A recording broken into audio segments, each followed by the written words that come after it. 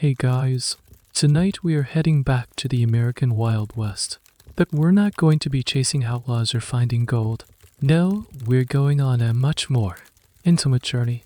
We're going to explore the one thing the movies never show you: the staggering, the watery, and deeply unromantic reality of hygiene on the frontier. Forget the rugged hero with a clean jawline. We're talking about a world where a bath was a yearly event and your closest companion was probably lice. Frankly, based on the historical reality, your chances of making it through the first day without desperately wanting a shower you can't have are pretty slim.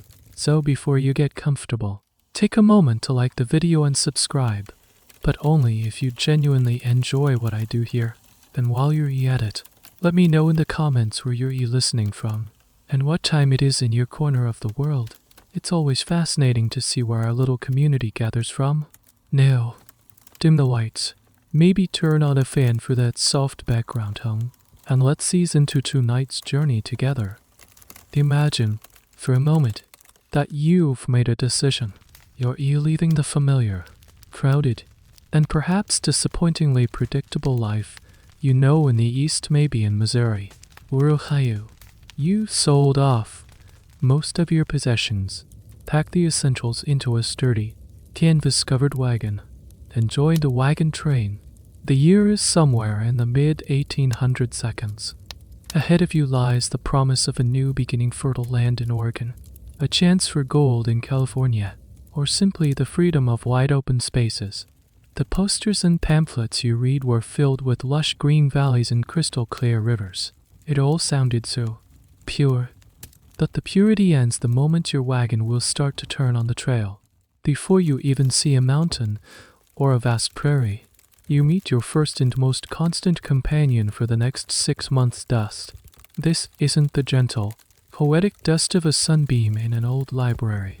This is a physical presence, an entity. Your wagon is one of perhaps 100 in this train, and each one is pulled by a team of 6 to 8 oxen or mules.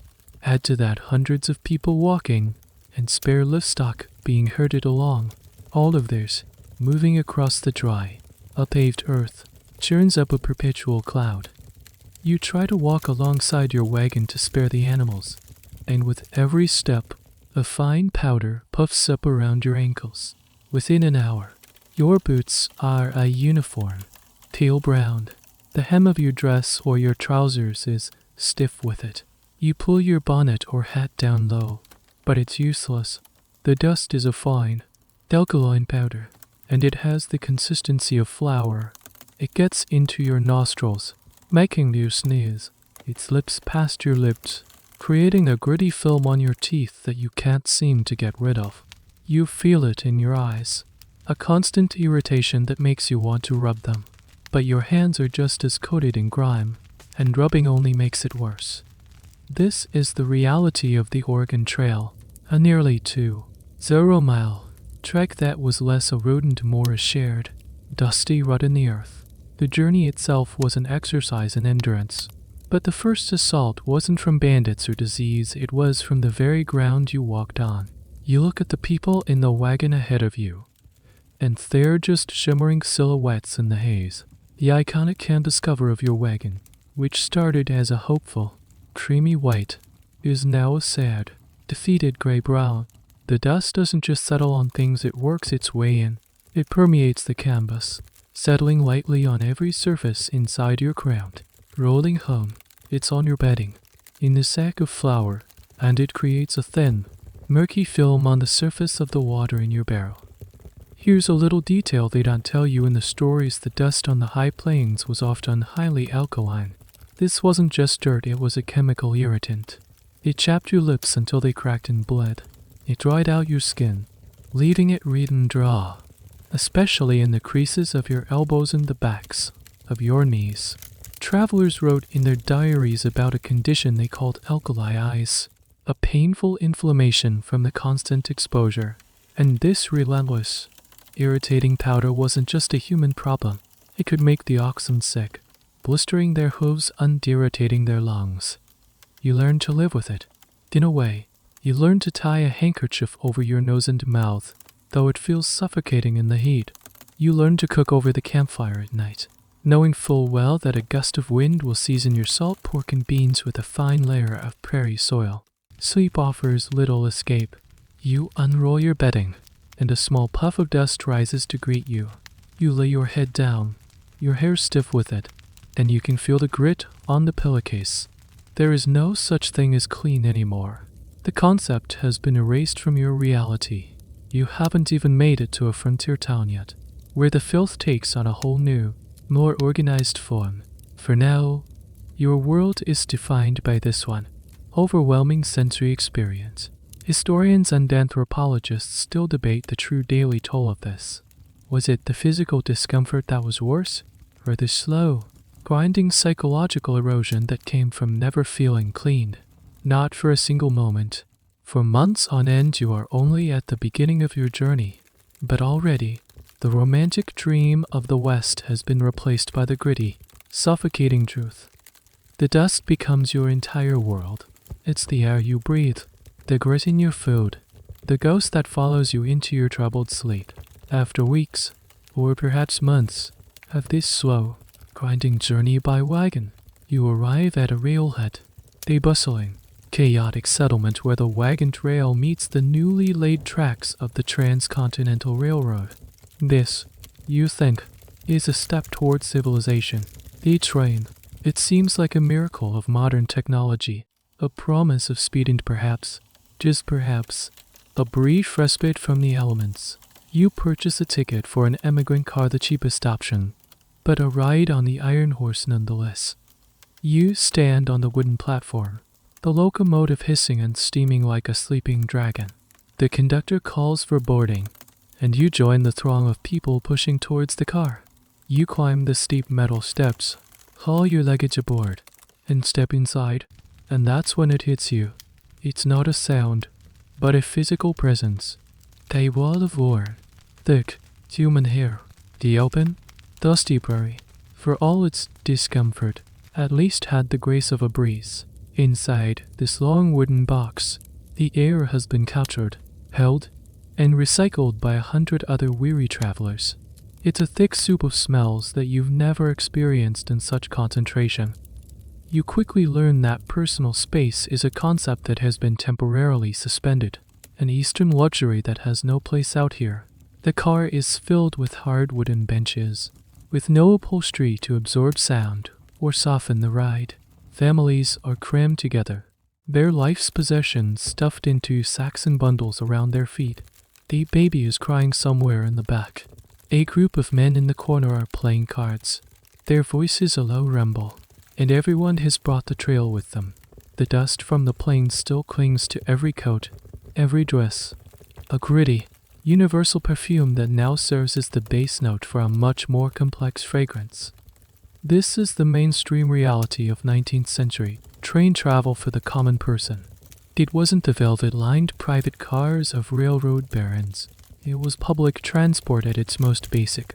You find a sliver of space on a bench and sit down, your knees almost touching the person opposite you. The window beside you is caked with soot and grime. You could try to open it for a breath of fresh air, but that would only invite a fresh blast of smoke and cinders from the engine. So use it, and you breathe. You try to isolate the smells. There's the sharp tang of stale sweat, the sour note of unwashed laundry packed in a trunk for weeks. There's the heavy, sweet smell of cheap pipe tobacco, and underneath it all, the faint, unpleasant odor of spoiled food from a dropped parcel that no one bothered to clean up.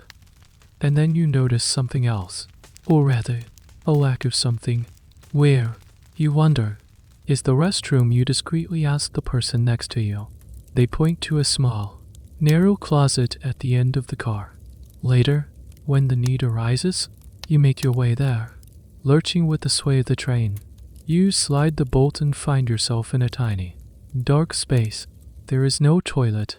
There is only a hole in the floor, about 6 inches wide, offering a direct, rattling view of the tracks rushing by below. This was the pinnacle of railway sanitation for the masses. It was a simple, if bracingly direct, system. Any waste was immediately left behind on the railroad ties. The long, intermittent trail of human presence marking the path of progress across the continent. There was no water for washing hands, no paper, nothing. You simply did your business and returned to your seat, rejoining the collective miasma. This complete and total lack of privacy is something historians still ponder. How did people, particularly women, raised in the strict, modest culture of the Victorian era, cope with the society back east was governed by intricate rules of propriety and decorum, of separating the private from the public? Here, on this train car, those rules were rendered meaningless. Scholars debate whether this first intimacy acted as a social leveler, breaking down class and gender barriers out of sheer necessity, or if it simply created a silent, simmering tension, a deep psychological stress that travelers had to endure. There are no detailed records of these internal struggles, only the stark fact of the conditions themselves. The train lurches into motion. The hours, and then days, begin to blur. You doze fitfully, your head knocking against the hard wooden wall. You eat the dry bread and salted meat you brought with you, trying not to think about the invisible film of dust and bacteria that coats everything. The air doesn't get better. In fact, it ripens. The collective body heat, the lack of ventilation, the endless close proximity, it all stews together. You've left the singular misery of the trail's dust cloud only to enter a rolling capsule of concentrated humanity. The grand, sweeping romance of crossing the country by rail has been boiled down to this: the smell of 100 unwashed bodies, the grit on your teeth, and the rhythmic clatter of the wheels on the track, pulling you deeper and deeper into the wild, unsanitized West. The train finally screeches to a halt at your destination, a bustling frontier town carved out of the wilderness. You stumble out of the rail car, gasping for air that doesn't taste of stale sweat and coal smoke. As your lungs fill with the scent of pine and damp earth, you feel a moment of relief, and then you look around. Standing on the station platform, you see him, a real-life cowboy.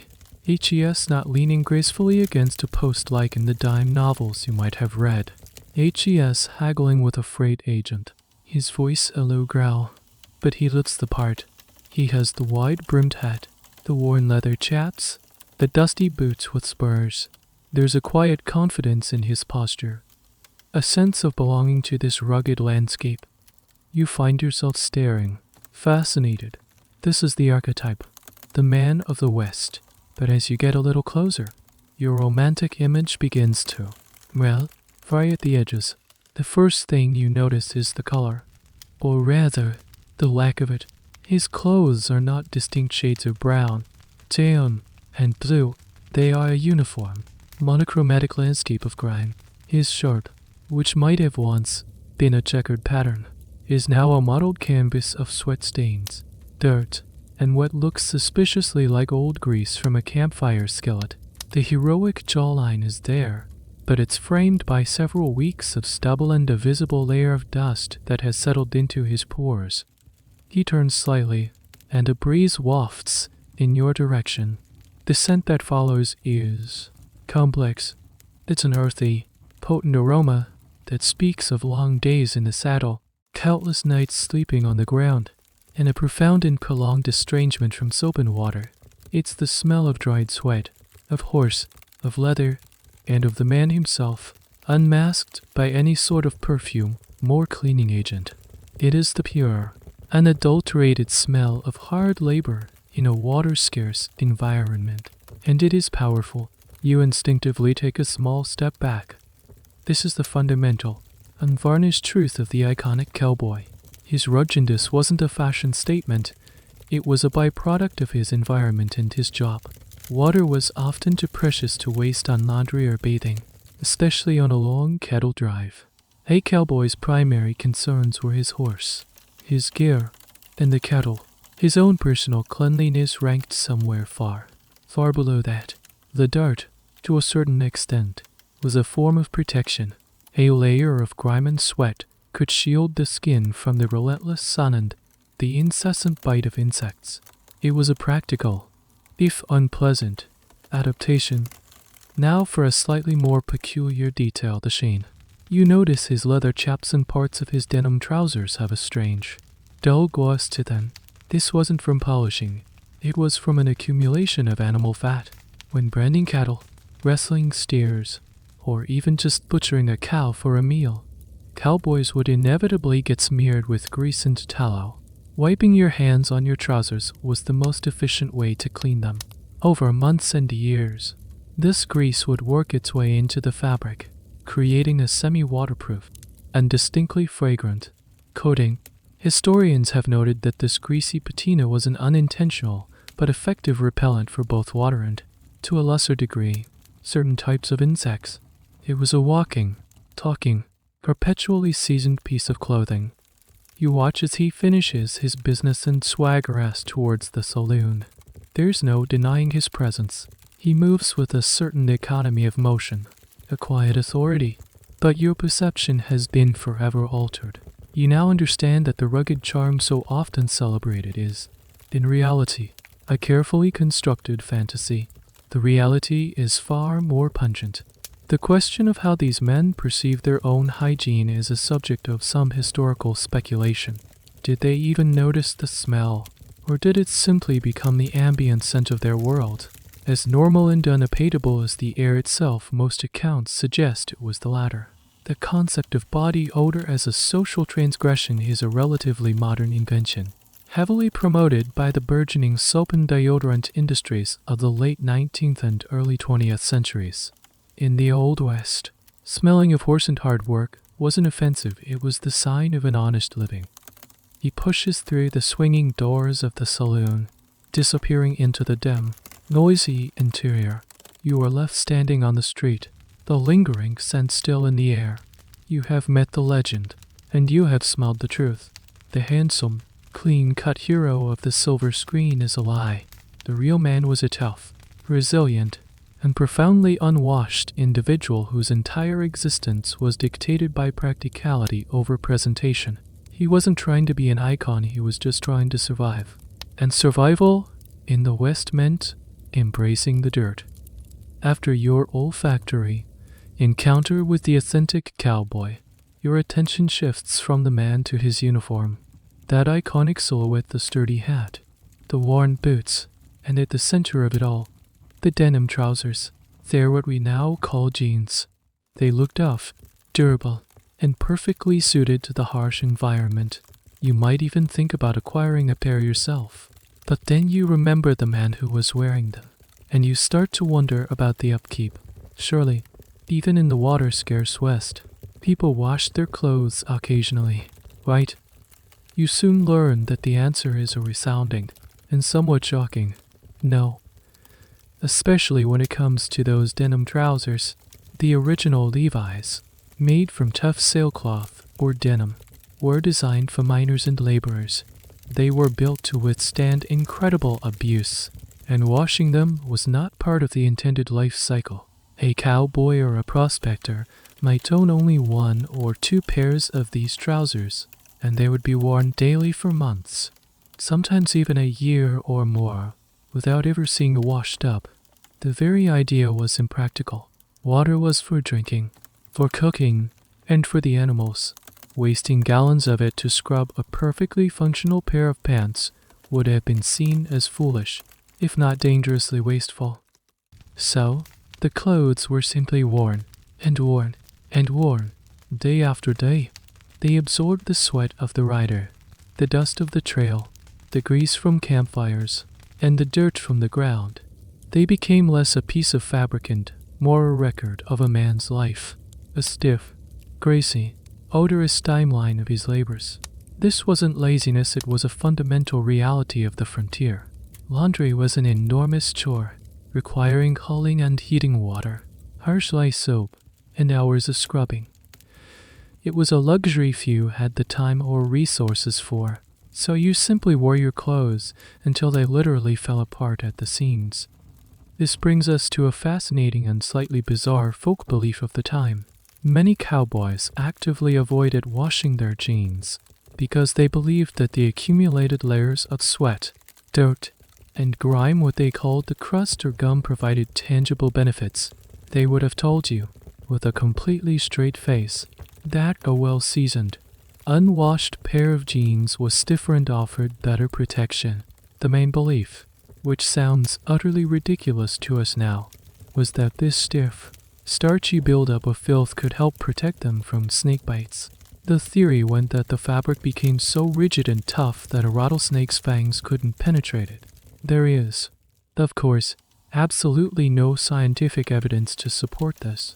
A rattlesnake's fangs are more than capable of piercing denim, clean or dirty.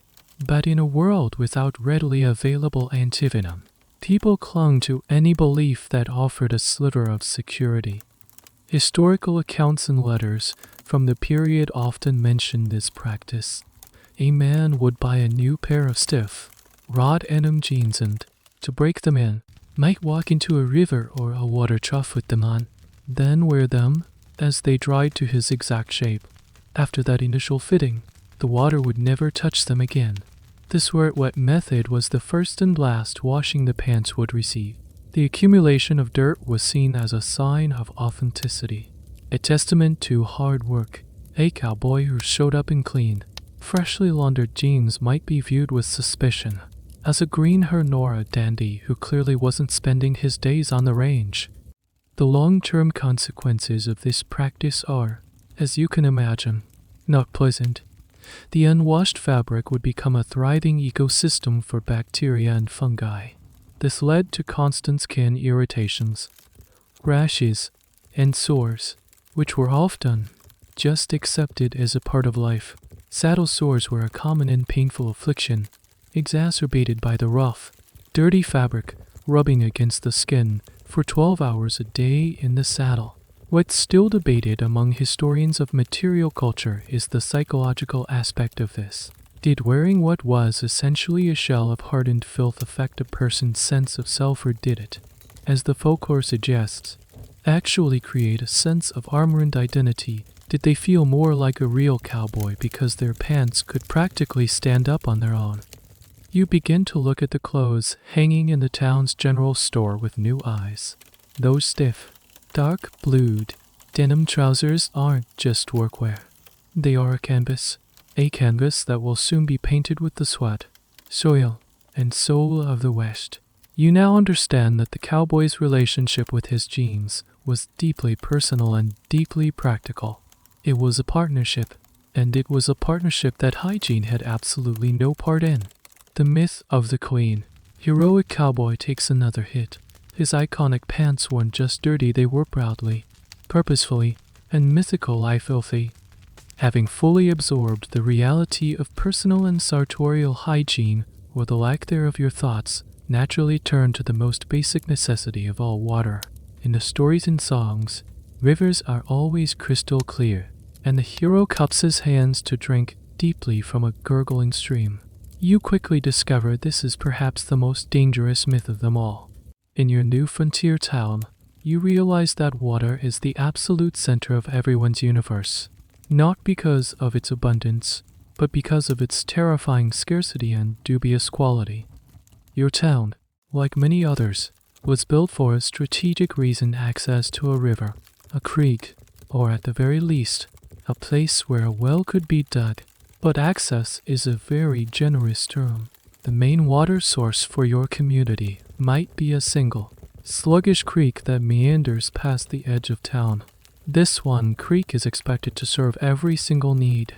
It's where the town's horses, mules, and oxen are brought to drink, their hooves stirring up mud from the bottom and their bodies contributing their own biological waste directly into the supply.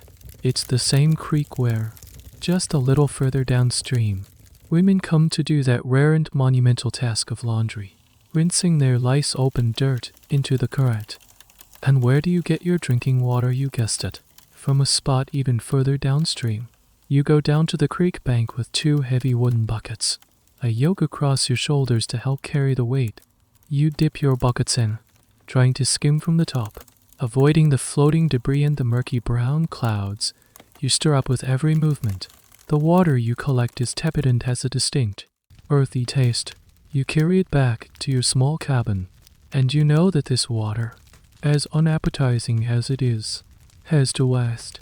It's for drinking, for cooking, for washing your face and hands, and for making coffee to try and boil away the worst of the unknown things floating in it. This was the standard situation in countless frontier settlements. There were no water treatment plants, no filtration systems, no understanding of germ theory for most of the 19th century. Water was judged by its appearance. If it looked clear-ish, it was considered safe. People knew to avoid water that was obviously stagnant or had a dead animal in it. But the invisible world of bacteria was a complete mystery. The concept that a perfectly clear-looking source could be teeming with cholera or typhoid was decades away from being common knowledge. This leads us to a strange, but common, piece of frontier folk wisdom: whiskey cleans the water. You'll see men in the saloon pouring a shot of whiskey into their glass of water before drinking it. This wasn't just to make the water more palatable, though it certainly helped mask the taste. There was a genuine belief that the alcohol would purify the water, killing whatever was bad in it. This is a fascinating bit of proto-science. While the concentration of alcohol in a glass of whiskey water is far too low to be an effective disinfectant, the observation wasn't entirely wrong. Alcohol is an antiseptic. They had the right idea but the wrong dosage. Still, this practice was incredibly widespread. It was a form of self-medication, a ritual that gave people a sense of control in a world where a simple drink of water could be a death sentence. The alternative to the creek was a well. If your town was lucky, someone had dug a community well in the central square. But the well came with its own set of problems. These wells were often shallow, dug just deep enough to hit the water table. They were rarely covered, meaning that dust, insects, and small animals could easily fall in. More dangerously, they were often located downhill from the town's sources of contamination. Think about the layout of the town. You have stables, blacksmith shops, and dozens of outhouses, which we'll get to later. Rain would wash the filth from these areas across the ground, and it would seep directly into the soil, percolating down and contaminating the very groundwater the well was tapping into. The well water might look clearer than the creek water, but it could be even more dangerous, a concentrated soup of the town's own waste. The great historical debate here revolves around awareness. How much did they truly understand about the link between water and disease while germ theory wasn't established? Many historical texts show that people did make empirical connections. They knew that people in a town with a certain water source got sick more often. They understood that outbreaks of summer fever, often typhoid or dysentery, seemed to follow periods of heavy rain that washed waste into the rivers. They just didn't know why. They attributed it to asthma or bad air rising from the damp ground, rather than to microscopic organisms in the water itself. This miasma theory led them to believe that living on higher ground was healthier, which was often true, but for the wrong reasons. It simply put them upstream from the contamination. So you stand in your cabin, looking at the 2 buckets of salty, brownish water. This is your lifeline. You know you have to boil it for coffee or cooking, not necessarily for sanitation, but because boiling makes some of the dirt settle and improves the taste. Every sip is a gamble. You are living in a state of chronic, low-grade dehydration because you are subconsciously wary of the very liquid you need to survive. The idea of a long, luxurious bath is so far beyond the realm of possibility it's laughable.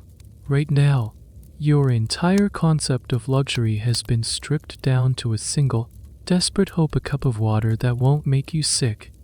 Your boots are caked in dry, pale dust from the trail, but that was a clean kind of dirty. Now that you've arrived in a proper frontier town, you are about to discover a whole new category of filth. You step off the wooden porch of the general store, ready to explore your new home. Your foot expects to land on solid, packed earth. Instead, it sinks several inches into a thick, viscous, and profoundly odorous substance that is not quite solid and not quite liquid. Welcome to the main street of a Wild West town.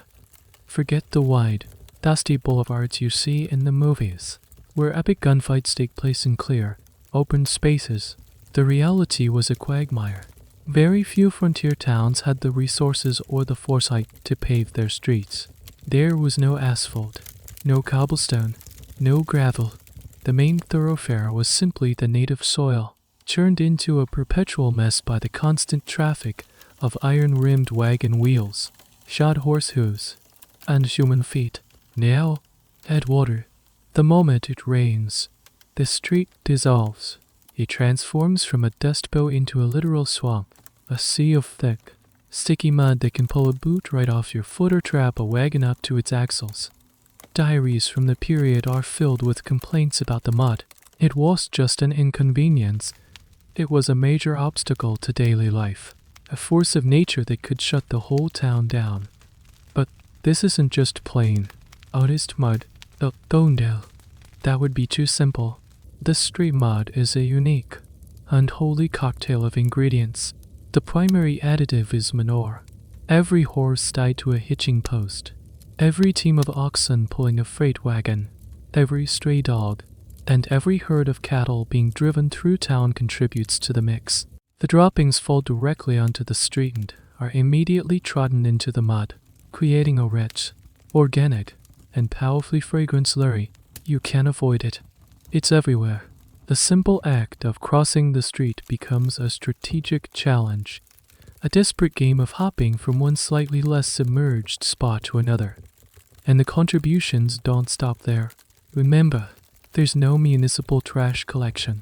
When a shopkeeper sweeps out his store, the debris goes directly into the street.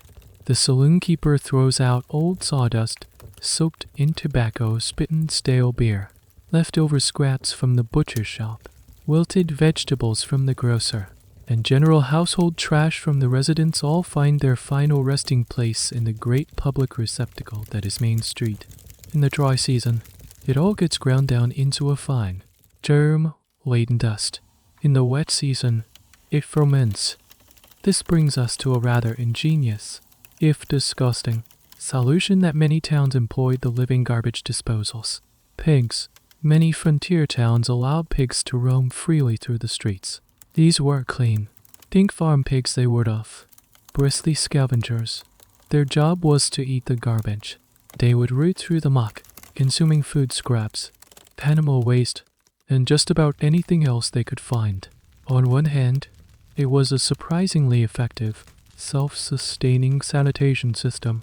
On the other hand, it meant you were sharing your town's main street with a herd of large, semi-wild, filth-encrusted animals.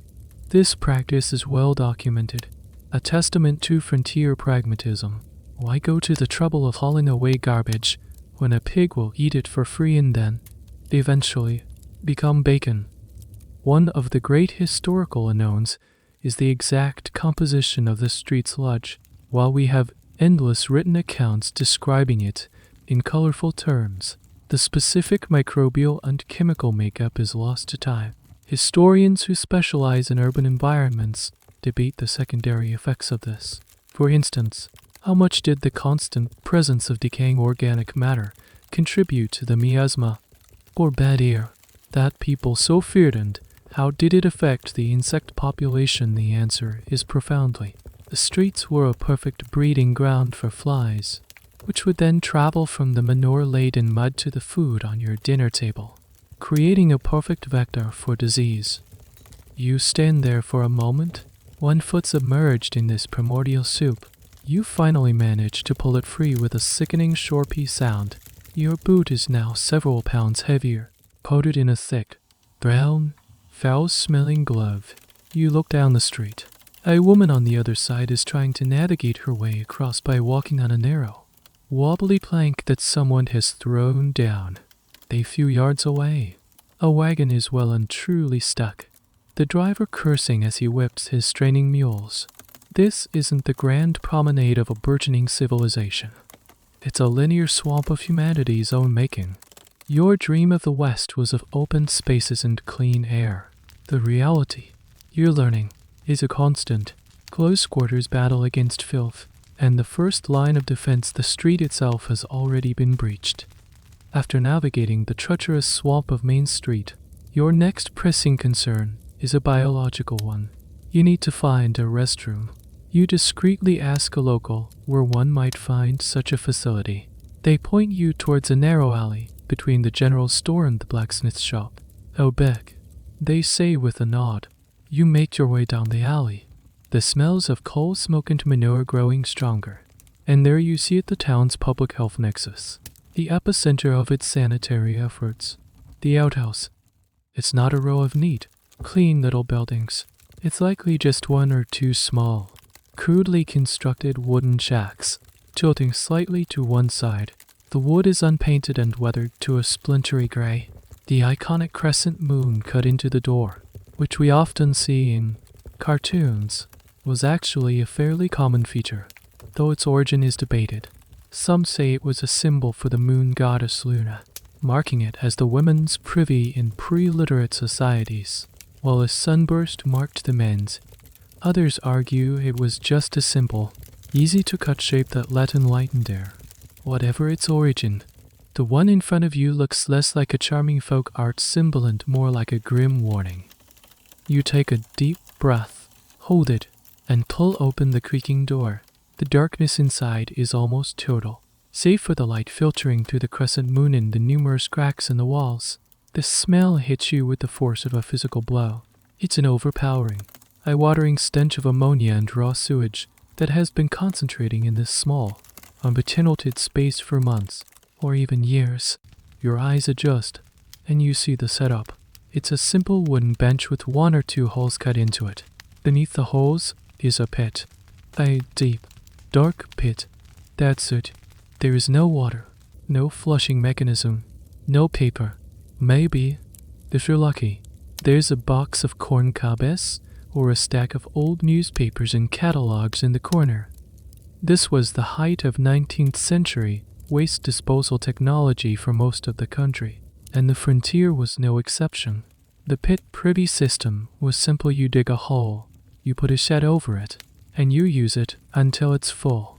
And what happened when it was full? Well, there were two options. The more laborious option was to shovel out the contents and haul them somewhere out of town. The far more common option was to simply dig a new pit a few feet away and move the shed over it. This left a landscape dotted with abandoned, covered over pits of concentrated human waste. This brings us to a particularly disgusting, but medically significant, detail. The flies. An outhouse pit was the perfect, warm, moist, nutrient-rich environment for flies to lay their eggs. It was a fly factory. Thousands upon thousands of them would hatch in the filth and then emerge from the hole, buzzing out into the town. They would land on the manure in the street, then on the horse at the hitching post, and then they would fly into the kitchen of the near by boarding house and land on the pie cooling on the windowsill. The direct line from human feces to human food was alarmingly short. This is how diseases like dysentery, typhoid, and cholera spread with such terrifying speed. People saw the flies as a nuisance, but they didn't understand that they were the primary couriers of death.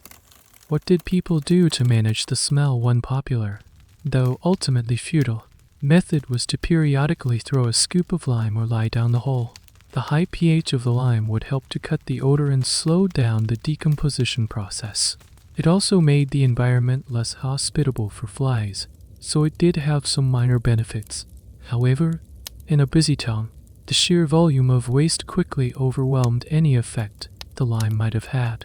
The stench was a constant, accepted part of the sensory landscape of the town, strongest in the summer heat. Historians who study sanitation infrastructure often abate the social impact of these facilities. Outhouses were one of the few places where the town's population was forced into a kind of grim intimacy. The lack of privacy, the shared nature of the facility, and the universal experience of using it created a strange sort of communal bond. Yet, it was also a source of conflict.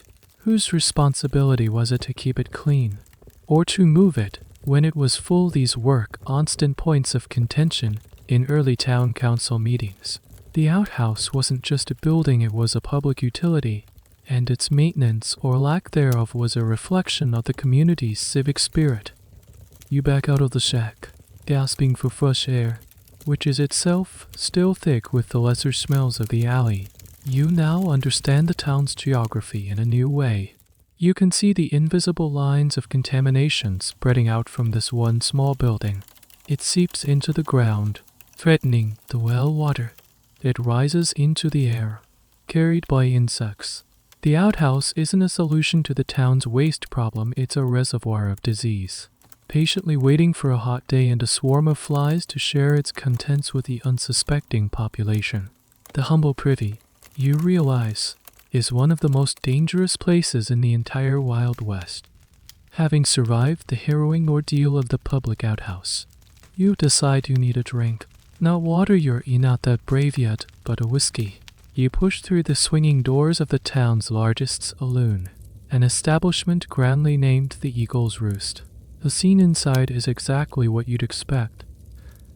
A long wooden bar dominates one wall, tended by a man with a magnificent mustache. Men in various states of dusty attire are scattered around, some playing cards at round tables, others leaning against the bar. Their voices are low, rumbling cacophony. The air is thick with the sweet, heavy smell of cheap tobacco smoke.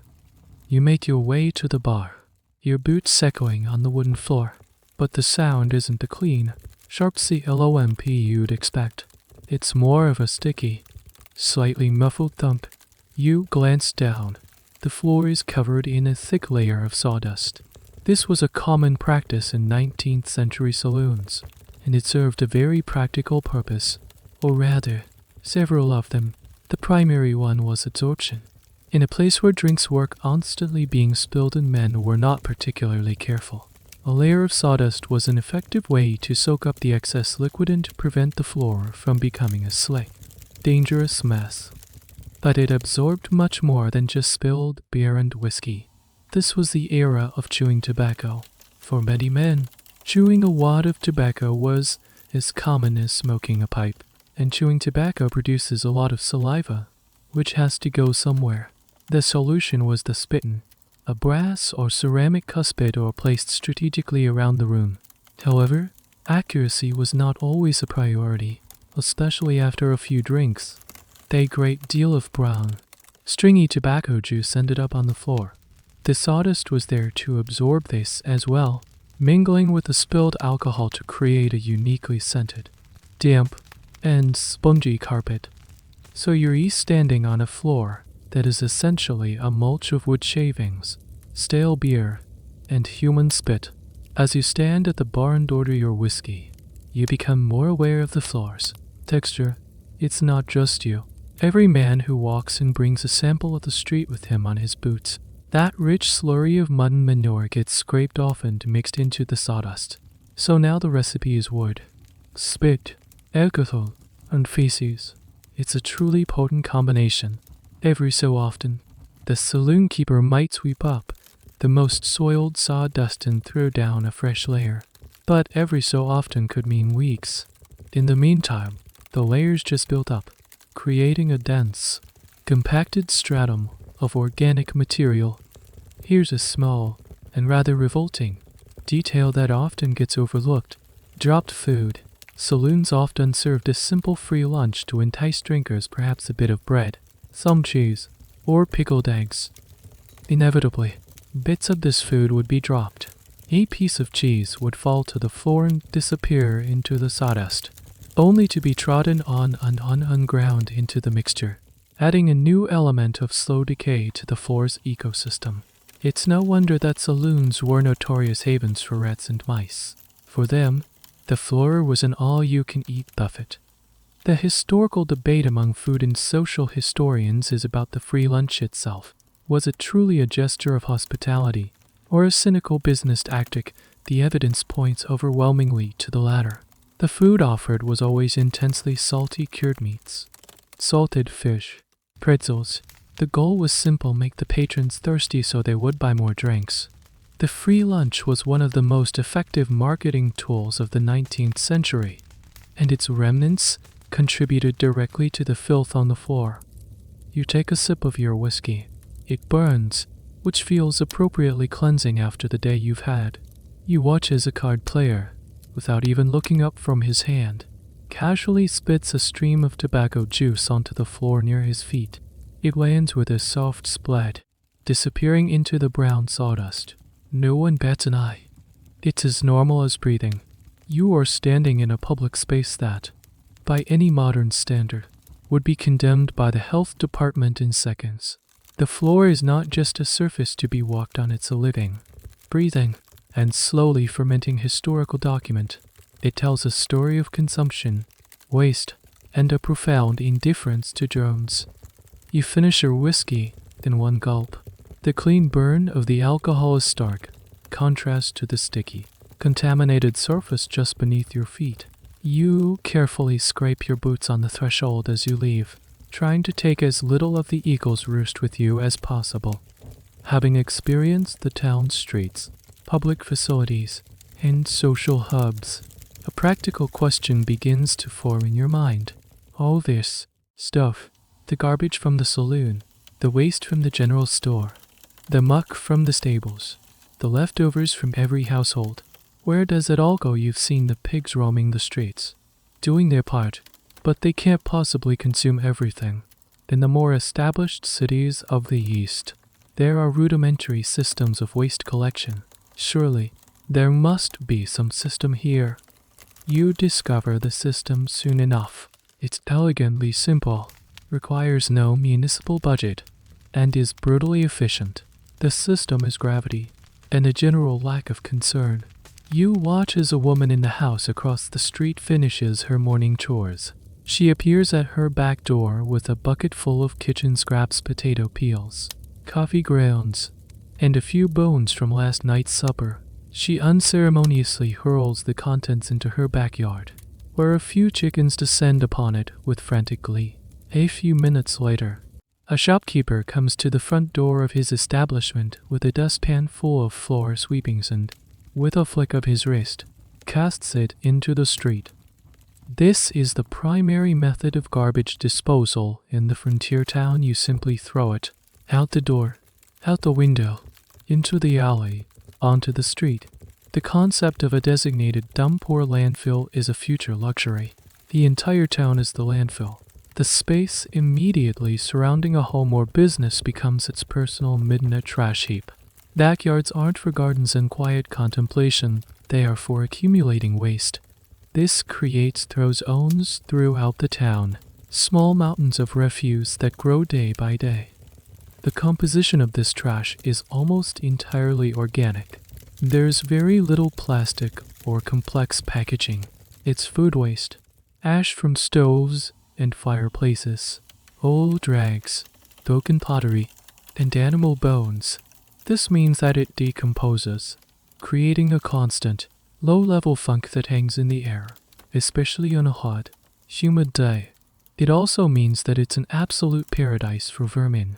Rats, mice, and insects flourish in this environment. A town's prosperity could almost be measured by the size and audacity of its rat population. They were a constant, unwelcome presence, scurrying through walls and across floors. This brings us to a specific and rather pungent detail about frontier town planning: the location of the butcher shop.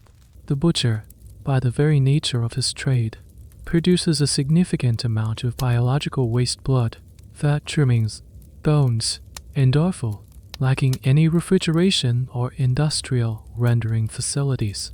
The easiest way to dispose of this was to simply dump it in a designated spot, usually just behind the shop or on the edge of town.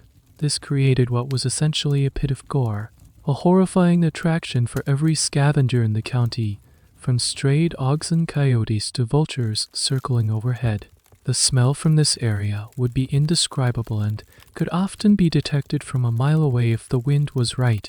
Residents learned to build their homes up wooden from the butcher.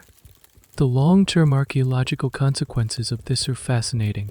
When modern archaeologists excavate the sites of frontier towns, they don't have to look for building foundations to find signs of life. They look for the trash pits, the layers of discarded items, bottles, buttons. Broken tools tell a rich story about the people who lived there, their diet, their economic status, and the goods they had access to. The backyard privy pits and the general trash heaps are treasure troves of information. Historians still debate the social dynamics of this. Was there a social stigma attached to having a particularly large or foul trash pile, or was it simply an accepted fact of life? The evidence suggests that for most people, it was the latter. As long as the trash was out of the house, it was out of mind. You walk down an alleyway, giving a wide berth to a heap of decomposing refuse that is buzzing with a cloud of flies. You now see the town not as a collection of buildings, but as a living organism, consuming resources and excreting waste. The system is chaotic, unsanitized, and deeply unhealthy. There is no central planning, only individual actions accumulating into a collective problem. The freedom of the frontier, you realize, also means the freedom to live in your own filth and to contribute to everyone else's. The romantic notion of a pristine wilderness settlement is replaced by the reality of a town slowly burying itself under its own garbage, one bucket at a time. The pigs and dogs are not pets or livestock. They are the sanitation department, and they are seriously overworked. You finally secured a place to live. It's not the charming, white picket fenced cottage you might have dreamed of. It's a small, one-room cabin on the edge of town, what the locals generously call a starter home. It's either a simple log cabin, with mud and moss chinked between the logs, or a soddy house literally built from bricks of prairie sod. Those were common, and both came with their own unique challenges to your sense of cleanliness and well-being. Let's say you're in a log cabin. You push open the heavy wooden door. The first thing that greets you is the smell, a combination of damp earth, wood smoke from the previous tenant, and a faint, lingering scent of mildew. The interior is dark. There's likely only one or two small windows, perhaps covered with greased paper or a piece of stretched animal bladder instead of expensive glass. This lets in a dim, murky light, but does little to illuminate the corners, which remain in perpetual twilight. You look down. The floor is not made of smooth wooden planks. It is the earth itself, packed down hard by previous occupants. This is your floor, a dirt floor. The implications of a dirt floor are manifold. First, it's impossible to ever truly clean. You can sweep it, but all you're really doing is rearranging the dust. When it's dry, it's a constant source of fine powder that coats every surface. When it's damp, it's cool and clammy underfoot, and can turn to mud near the doorway. It also means that any water or food you spill is immediately absorbed into the ground, becoming a permanent part of your living space. The idea of a 5-second rule is laughably optimistic here. Anything that touches the floor is instantly irrevocably dirty. Now, look up. The roof is likely made of rough-hewn shakes or more sod, laid over a framework of logs. It's designed to shed water, but it's rarely perfect. During a heavy rain, you'll discover the dozen or so places where it leaks, forcing you to strategically place buckets and pots to catch the drips. But the roof provides more than just imperfect shelter.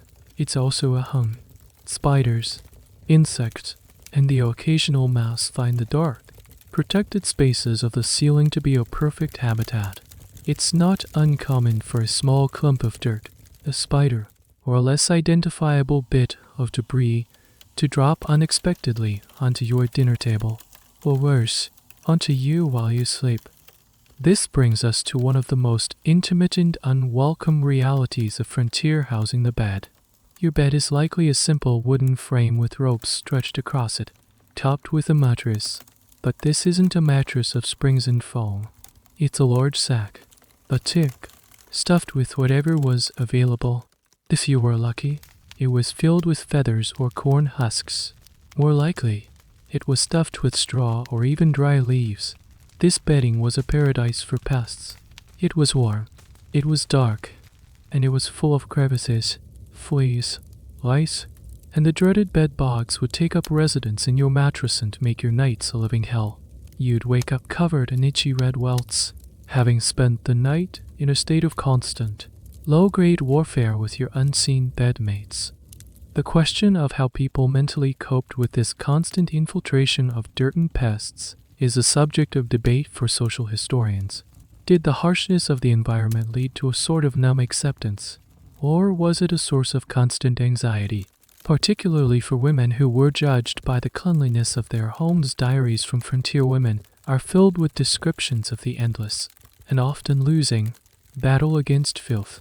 They write about sweeping the dirt floor multiple times a day, about the constant fight against insects, and the despair of never being able to achieve the Victorian ideal of a pristine, orderly home.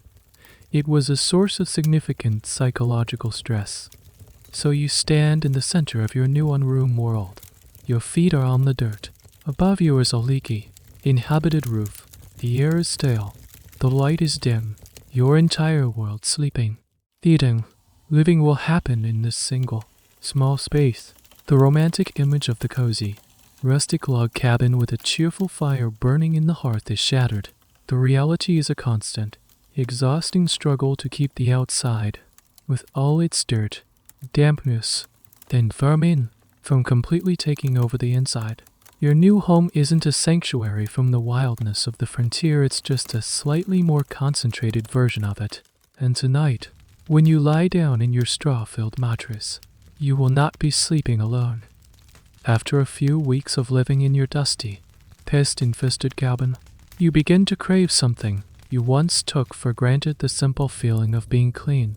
Not just a quick splash of water on your face from the bucket, but a full-body immersion. You start hearing whispers around town about an almost sacred ritual, a special event that happens on one particular night of the week, Saturday night. This, you learned, is bath night. The idea of a weekly bath seems infrequent to us, but on the frontier, it was a significant and labor-intensive luxury. It wasn't a matter of simply turning a tap. The process for a family bath would begin on Saturday afternoon and involve a coordinated, multi-hour effort. First, water had to be hauled. Bucket after bucket would be brought from the creek or the well, a physically demanding task in itself. Then, the water had to be heated. This meant feeding the wood-burning stove or building up the fire in the hearth and placing a large kettle or cauldron of water over the flames. It took a long time to heat the several gallons needed for a bath. Once the water was hot, the bathtub was brought inside. This wasn't a built-in porcelain fixture. It was a portable tub, usually made of galvanized tin or wood, that was stored away the rest of the week, perhaps hanging on a wall or used as a storage bin. It would be placed in the warmest spot in the cabin, right in front of the fire. The hot water from the kettle would be poured in, then mixed with a few buckets of cold water to achieve a tolerable temperature. Finally, after all that preparation, the bath was ready. But here's the catch. This was a communal effort, and it was a communal bath. The same tub of water had to serve the entire family, and there was a strict, unwritten hierarchy to the proceedings. The father, as the head of the household, always went first. He got the cleanest, hottest water. He would have his soak, scrubbing away a week's worth of grime with a precious sliver of harsh, home-made lye soap. After he was done and had dried off, it was the son's turn, usually in order of age. They would climb into the same water, which was now a bit cooler and significantly murkier. After all the men and boys were done, it was the women's turn. The mother and daughters would use what was left. By this point, the water was often lukewarm, gray, and had a visible film of scum floating on the surface. It was less a bath and more a soak in a human soup. The very last to be bathed were the babies and toddlers, who were plopped into the now thoroughly used, tepid water for a quick scrub. Once the final child was clean, the Herculean task of emptying the tub began, bucket by bucket, with the dirty water being tossed out the door. This practice of sequential family bathing is a well-documented historical fact, but there's a lesser-known, and rather charming, expression that may have come from it. Don't throw the baby out with the bathwater. While the exact origin of this phrase is debated by etymologists, with some tracing it back to 16th century Germany, it paints a vivid picture that perfectly aligns with the frontier bathing ritual.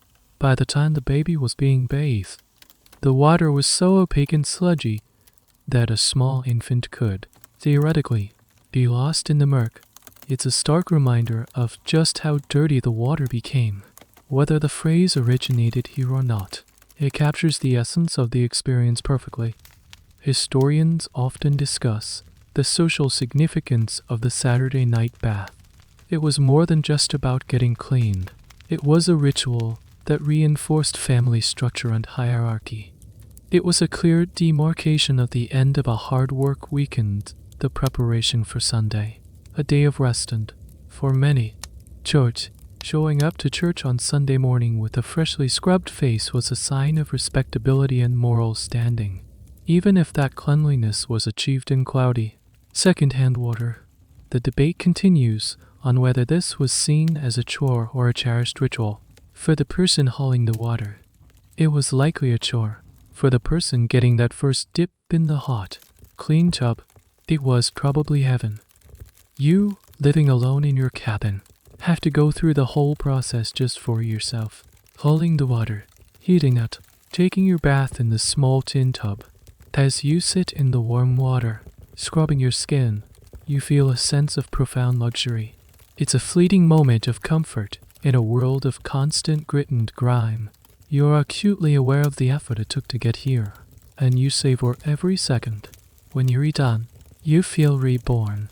For one glorious night, you are truly clean. You know that by Monday, the dust and dirt will have reclaimed you. But for now, in the warm, fire-lit cabin, you are civilized again. You're enjoying the blissful, albeit temporary, state of cleanliness from your Saturday night bath. You feel civilized, human, even.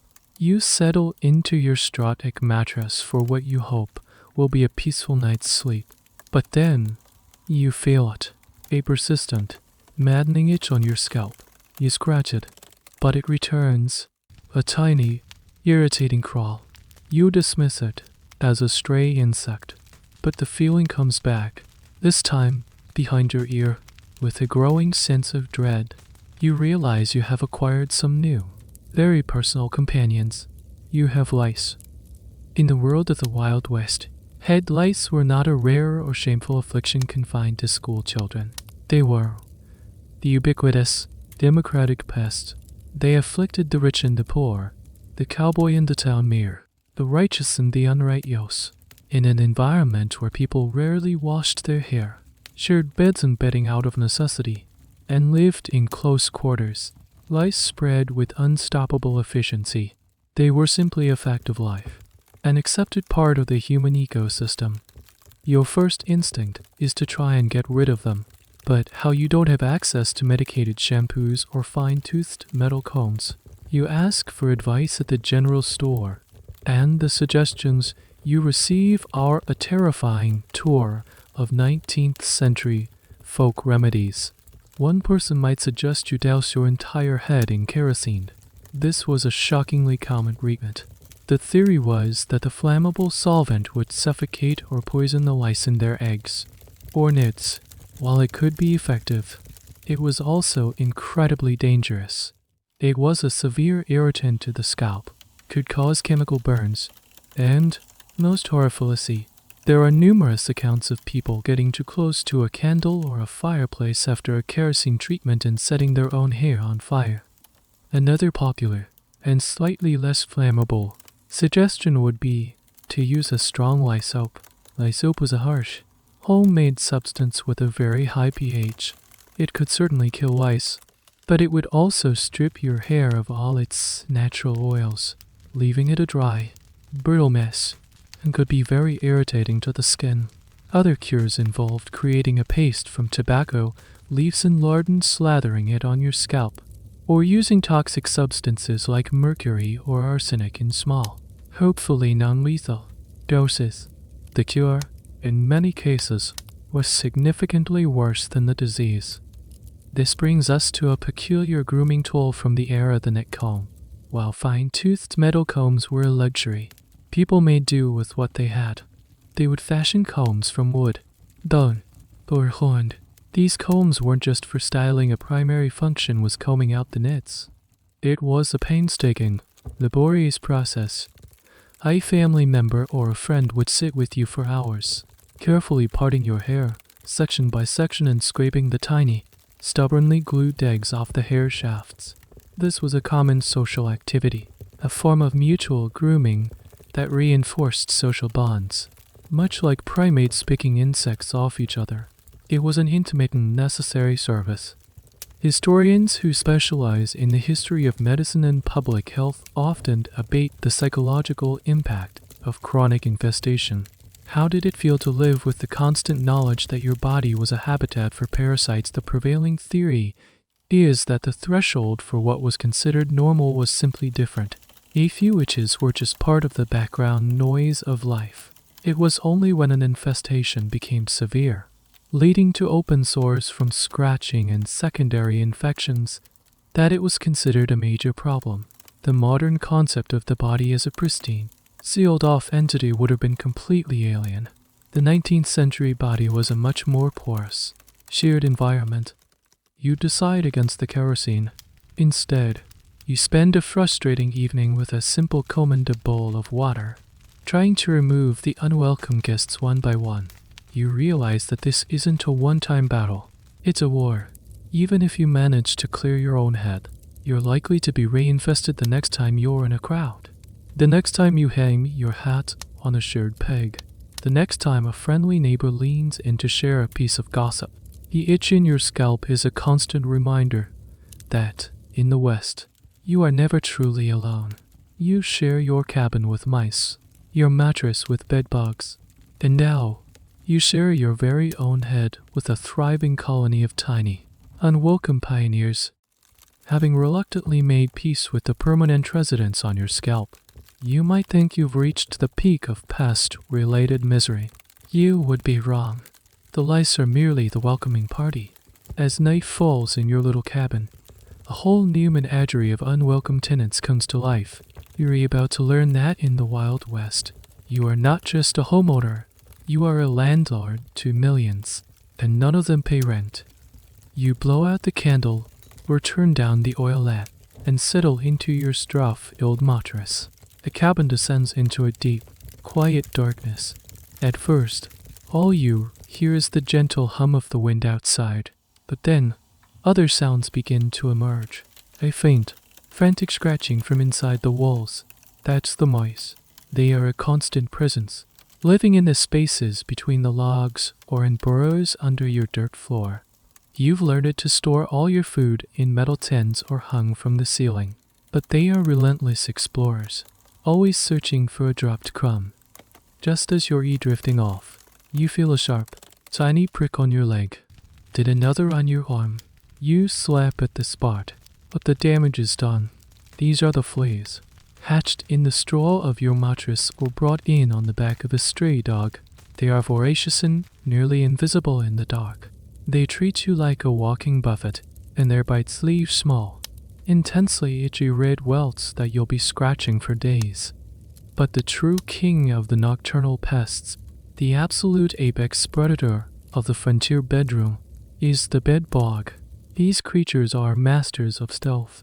During the day, they hide in the tiniest cracks of your wooden bed frame, in the seams of your mattress stick, or even behind loose wallpaper. At night, they sense the warmth of your body and the carbon dioxide you exhale, and they emerge to feed. Unlike the frantic flea, the bedbug is a methodical parasite. Its bite is often painless at first, because its saliva contains a mild anesthetic. You only realize you've been feasted upon when you wake up in the morning to find clusters or lines of red, inflamed bites. Fighting a bedbug infestation was a desperate, and often futile, struggle. Women, who were typically in charge of household cleanliness, would wage all-out war. They would drag mattresses and bedding out into the bright sunlight. As the bugs are averse to light, they would pour boiling water into the joints of the bed frame to try and scald the bugs in their eggs. And, much like with lice, they would resort to chemical warfare. A common, and incredibly ill-advised, tactic was to use a mercury compound called corrosive sublimate. They would mix this highly toxic substance with alcohol or turpentine and paint it into every crack and crevice of the bed. While it might kill the bugs, it also meant you were sleeping in a bed frame coated with a deadly poison that could be absorbed through the skin or inhaled as it broke down. This brings us to a rather grim but fascinating aspect of frontier life, the bug-proof bed. Some inventive pioneers, driven to the brink of madness by bedbugs, tried to create beds that the creatures couldn't climb.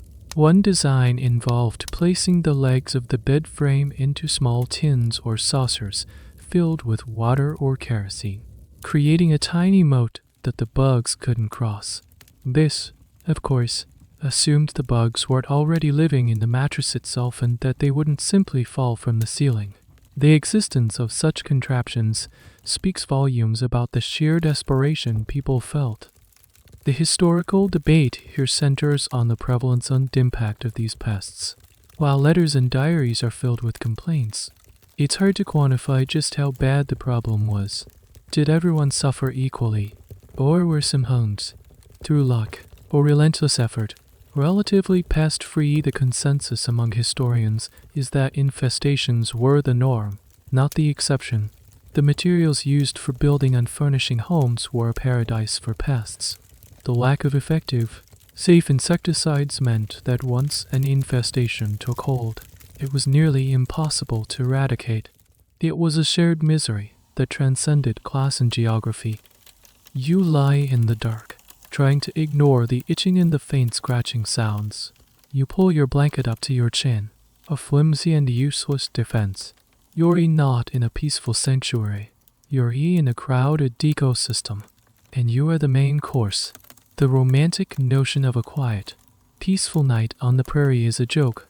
The nights are long, itchy, and filled with the unsettling awareness that you are surrounded by countless tiny creatures who are just waiting for you to fall asleep. Sleep, you realize, doesn't offer an escape, it just makes you more vulnerable. So far, our journey has been a rather masculine one: cowboys, miners, saloon patrons. But what about the other half of the population? You start to notice the women of the town, and you realize they are fighting a battle on two fronts. Not only are they contending with the same dirt, dust, and pests as the men, but they are also shackled by a set of rigid, entirely impractical social expectations imported from the East. They are trying to be Victorian ladies in a world that makes it almost impossible. Imagine a woman stepping off the stagecoach, arriving from a relatively civilized city like Boston or Philadelphia. She is wearing the uniform of a proper 19th century lady. This includes a corset, tightly laced to create the fashionable hourglass figure. Over that, she wears a chemise, multiple petticoats to give her skirt volume, and finally, a heavy dress made of wool or dark cotton. The dress is long, its hem brushing the ground. It has long sleeves and a high collar. This outfit is hot, restrictive, and utterly unsuited for the climate and conditions of the West. Now, picture her trying to perform daily chores in this attire. She has to haul water from the creek, her long skirt trailing in the mud and manure of the street. She has to cook over a hot, wood burning stove in a small, poorly ventilated cabin, encased in layers of fabric and a constricting corset. The soot from the stove settles on her clothes. The hem of her dress becomes a filthy, ragged fringe, collecting all the grime of the dirt floor. Just the act of existing is a struggle against the impracticality of her own clothing. And the laundry. For men, laundry was a rare annoyance. For women, it was a weekly, all-day ordeal often referred to as Blue Monday. It was a Herculean task. They had to haul and heat gallons of water, scrub clothes on a washboard with harsh lye soap that was hell on their hands, rinse everything, wring out the heavy, waterlogged fabrics, and hang them to dry. And they were expected to keep their family's clothing, especially their husband's white Sunday shirt, spotlessly clean as a sign of their domestic virtue. It was a never-ending, exhausting cycle. This brings us to a specific, and often overlooked, aspect of female hygiene on the frontier: menstruation. In an era without disposable sanitary products, this was a significant challenge. Women would use homemade pads made from scraps of cotton or flannel, which had to be washed by hand and reused. This was a private, often hidden task, laden with social taboo. In a place where water was scarce and privacy was a luxury, managing personal hygiene during menstruation was a source of constant stress and discomfort. It required a level of resourcefulness and fortitude that history often forgets to celebrate. The conflict between the ideal and the reality created a deep psychological tension for many frontier women. This is a topic of ongoing discussion among historians of gender in the American West. They analyze women's diaries and letters, which are filled with expressions of frustration and despair. They write about the shame they felt when a visitor would see their dusty cabin, the longing for the clean, orderly homes they left behind, and the exhaustion of trying to uphold standards of cleanliness that the environment made impossible. Some historians argue that this war on dirt was a way for women to exert some control over a chaotic and unpredictable world. A clean corner in a dusty cabin was a small victory, a piece of civilization carved out of the wilderness. Others suggest that this obsession with Eastern standards of domesticity was a heavy burden that contributed to the isolation and depression many frontier women experience. You see a woman sweeping the wooden porch of her small house. Her face is tired, but determined. She moves with a practiced efficiency, her long skirt hitched up slightly to keep it out of the worst of the dust. She represents a quiet, uncelebrated form of frontier heroism. It's not the heroism of a gunfight, but the heroism of endurance. It's the courage to try and create a home, to maintain a sense of order and dignity in a world that seems designed to grind you down into the dirt. She is trying to plant a garden of civility in the most stubborn and accommodating soil imaginable. And her greatest adversaries are not bandits or wild animals, but the dust on her windowsill and the mud on her floor. After weeks of subsisting on your own questionable, cooking mostly beans, bacon, and bread, you decide to treat yourself. You've heard talk of a boarding house run by a woman renowned for her Sunday dinners. The promise of a hot, home-cooked meal that you didn't have to prepare yourself is an irresistible lure. You pay your money, take a seat at the long communal table, and wait in eager anticipation. A large bowl of steaming beef stew is placed in the center of the table, and you ladle a generous portion onto your plate. It smells wonderful, but as you lift the first spoonful to your lips, you are blissfully unaware of the invisible gauntlet of risks you are about to run. Eating in the Old West, whether at a communal table, a trailside campfire, or in your own cabin, was a constant gamble with your gastrointestinal health. Let's start with the ingredients in that very stew. The beef might have come from the local butcher, where, as we know, sanitation was not a top priority.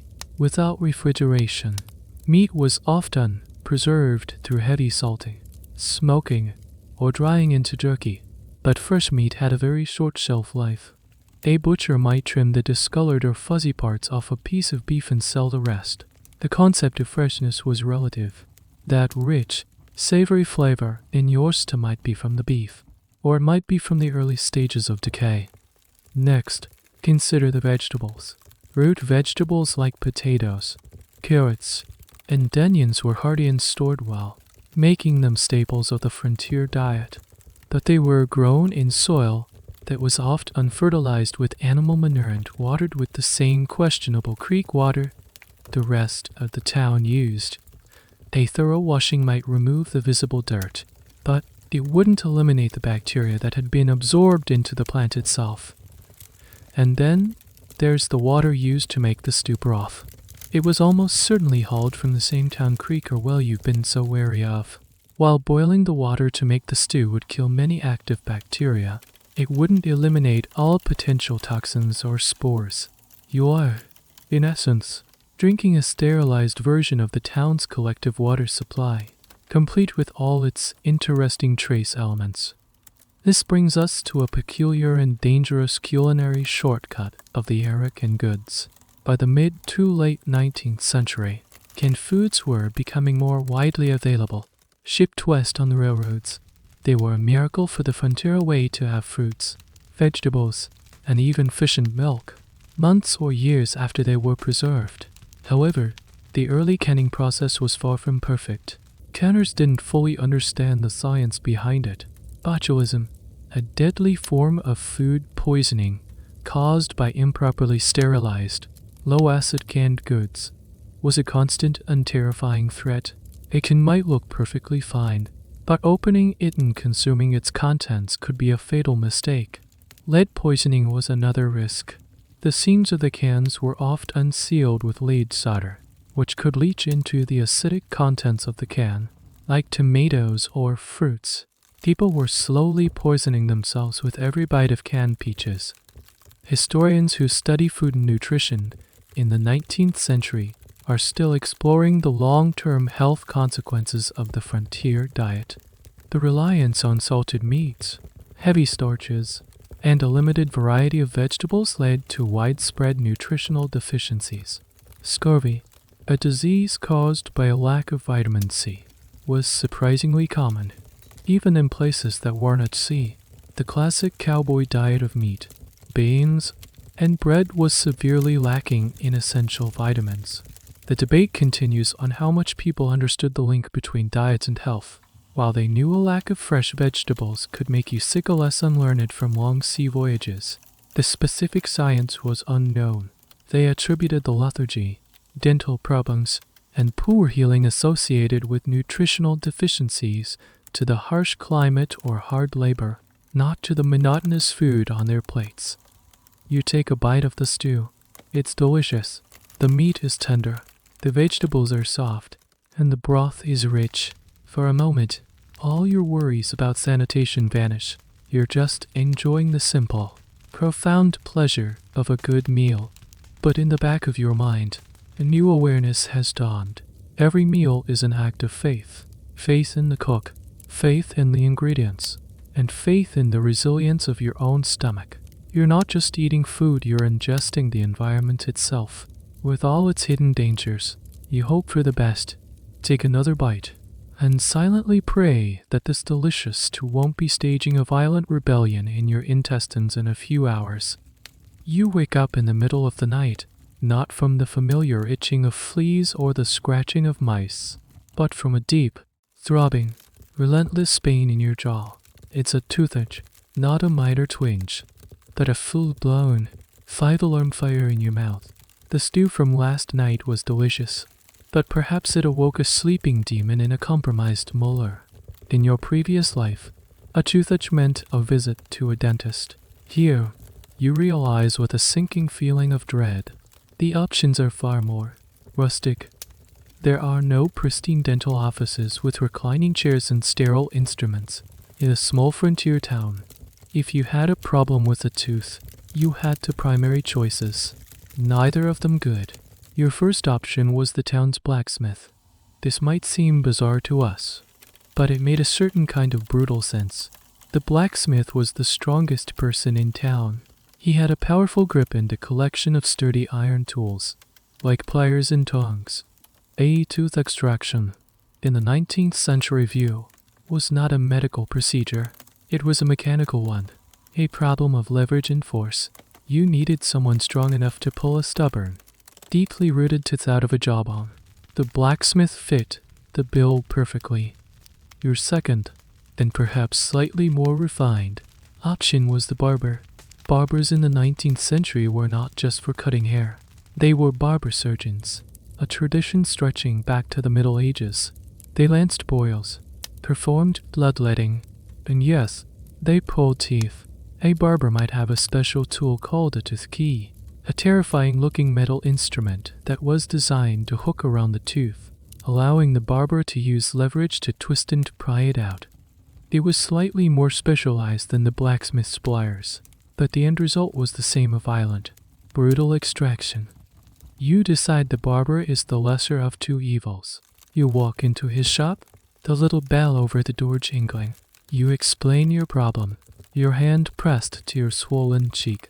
He nods sympathetically, points you to a simple wooden chair, and pulls out his instruments from a leather roll. There is no concept of sterilization. The same tools he used on the man before you, then the man before him, are now heading for your mouth. He might give them a cursory wipe on his leather apron, but that's the extent of the sanitation. And there is no anesthetic, no Novocaine, no laughing gas. Your only anesthetic is a large glass of whiskey, offered as much for the barber's nerves as for yours. You gulp it down, the fiery liquid doing little to dull the sharp, specific pain in your tooth. The barber tells you to grip the arms of the chair and hold on tight. His assistant, if he has one, might be tasked with holding your head still. Then he goes in. The feeling of cold, hard metal against your inflamed tooth is shocking. There's a moment of probing, then a sickening crunch as the tool locks onto the tooth. And then he pulls. The pain is blinding, white hot, and absolute. It's a primal, visceral agony that consumes your entire consciousness. You hear a crack, not of the tooth, but possibly of your jawbone itself. After what feels like an eternity of brutal tearing and twisting, the tooth comes free, and the barber holds it up in his pliers. A mangled, bloody trophy. This leads us to a specific and rather horrifying detail: the tooth-pulling contest. In some towns, on fair days or holidays, a particularly confident barber or traveling dentist might set up a stage and offer to pull teeth for free. This served as both public entertainment and a form of advertising. Well, men, fueled by bravado and alcohol, would line up to have their trouble, some teeth yanked out in front of a cheering crowd. It was a spectacle of public suffering, a testament to the stoicism and sheer toughness required to endure frontier life. Historians who study the history of dentistry are still divided on the long-term impact of such crude practices. Obviously, the risk of infection from unsterilized tools was immense. A simple extraction could easily lead to a deadly jaw infection or sepsis. But what about the less obvious consequences? The sheer trauma of the experience could create a lifelong phobia of any dental care. Furthermore, the pull-it-out philosophy meant that people lost their teeth at an astonishingly young age. A person in their 30s with only a few teeth left was a common sight. This had a profound impact on nutrition, as they could no longer chew tough foods, further limiting their already restricted diet. The barber packs your bleeding socket with a bit of cotton soaked in turpentine or a similar caustic substance, telling you it will stop the bleeding and cleanse the wound. The immediate, throbbing pain of the tooth ache is gone, replaced by the deep, resonant ache of a brutalized jaw. You pay the barber his fee, perhaps 50 cents, and stumble out into the street, dizzy and shaken. You have solved your immediate problem, but you've done so at a great cost. And you know, with a chilling certainty, that you have a mouth full of other teeth, each one a potential time bomb waiting to send you back to the man with the pliers. Your jaw is slowly healing from its encounter with the barber surgeon, but the experience has left you with a new, lingering anxiety. What if something more serious happens? A broken leg from a fall, a deep cut from an axe, or the dreaded prairie fever that seems to sweep through town every summer? You realize you haven't seen a proper hospital or a doctor's office. You start to ask around, and the answers are not reassuring. Yes, there is a doctor in town, but the title doctor is a very loose and often self-proclaimed designation. In the mid-19th century American West, there was no standardized medical licensing. A man could simply hang a shingle that said doctor and start practicing medicine. His training might consist of a few months of apprenticeship under another equally unqualified doctor, a handful of outdated medical books, or, in some cases, nothing more than a strong stomach and a good sales pitch for his own brand of patent medicine. The town doctor might also be the town's postmaster, telegraph operator, or even its saloon keeper. He was a jack of all trades, and medicine was just one more trade he was trying to master. Let's imagine you come down with a high fever, chills, and a debilitating weakness. You summon the doctor. He arrives at your cabin carrying a small leather bag. He looks you over, feels your forehead, and then delivers his diagnosis. He might say you have ague, bilious fever, or inflammation of the bowels vague, catch-all terms for a host of different illnesses. His understanding of your condition is based on the ancient theory of the four humors, the idea that sickness is caused by an imbalance of blood, phlegm, black bile, and yellow bile. Germ theory is a radical, unproven idea from Europe that hasn't reached this corner of the world yet. His treatment plan will be based on this pre-scientific understanding. His primary goal is to rebalance your humors. The first, and most common, course of action is purging.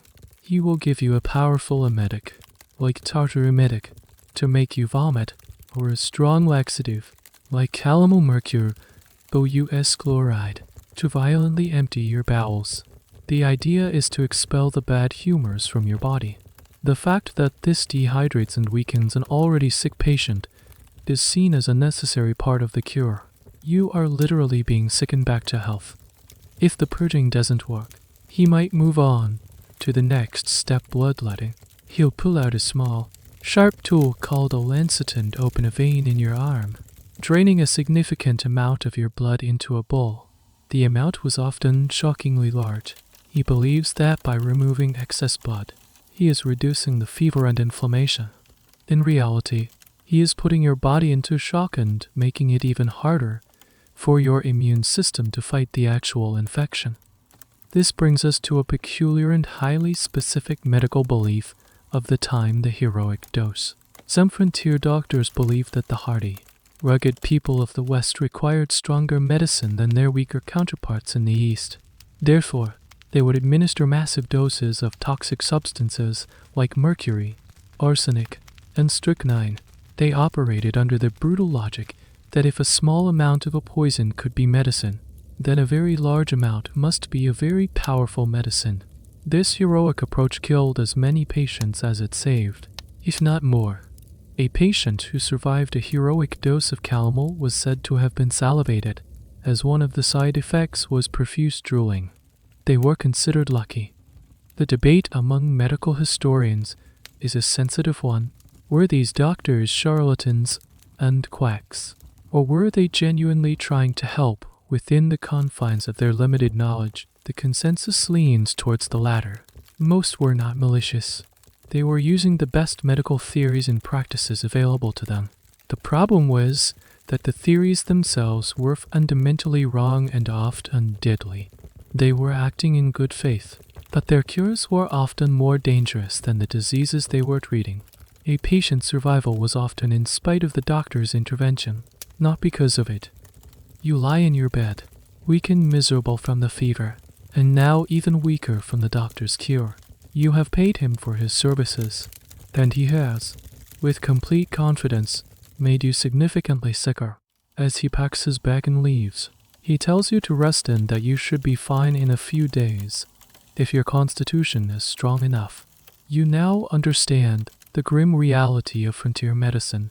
Your best chance of survival is to have a constitution strong enough to survive not just the illness, but the doctor himself.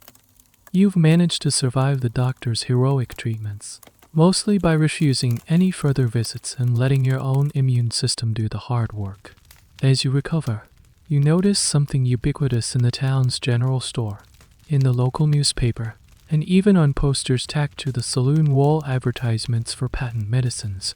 These are colorfully packaged bottles and tins with incredible names like Drive, Kilmer's Swampu, Hamlin's Wizard Oil, or Lydia Pinkham's Vegetable Compound. The ads make astonishing claims. They promise to cure everything from consumption, tuberculosis, and cancer to baldness and a lack of vigor.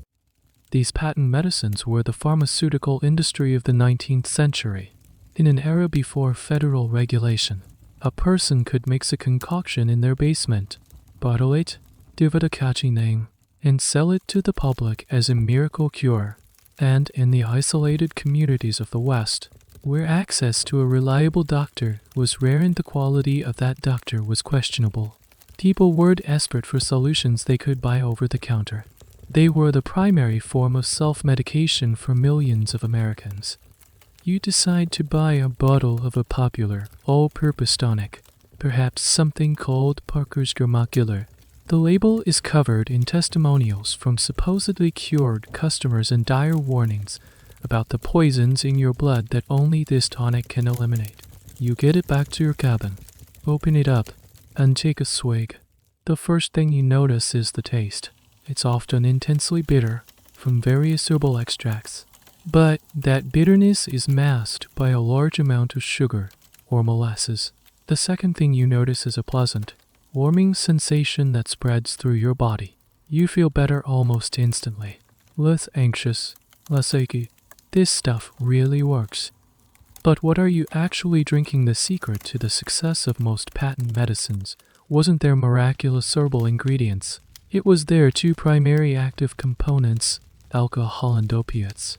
That warming sensation you feel is from a massive dose of alcohol. Many of these tonics and compounds were more than 40% alcohol by volume, making them stronger than whiskey or gin. They were, in essence, socially acceptable cocktails, marketed as medicine to everyone, including women and children who might otherwise not be allowed to drink. A dose of wizard oil was just a shot of hard liquor with some flavoring. The other magic ingredient was often opium or one of its derivatives, like morphine or laudanum. Opium dissolved in alcohol. These powerful narcotics were completely legal and unregulated. They were incredibly effective at dulling pain, suppressing coughs, and creating a general sense of euphoric well-being. So when a mother gave her fussy baby a dose of Mrs. Winslow's soothing syrup, she was essentially giving the child a dose of morphine. The baby would stop crying and fall into a deep, quiet sleep, and the mother would be convinced she had found a miracle cure. This widespread, unknowing use of hard narcotics led to countless addictions and even accidental overdoses. This brings us to a specific and particularly bizarre category of patent medicine, the electrical device. You might see an ad for an electric belt or magnetic insoles.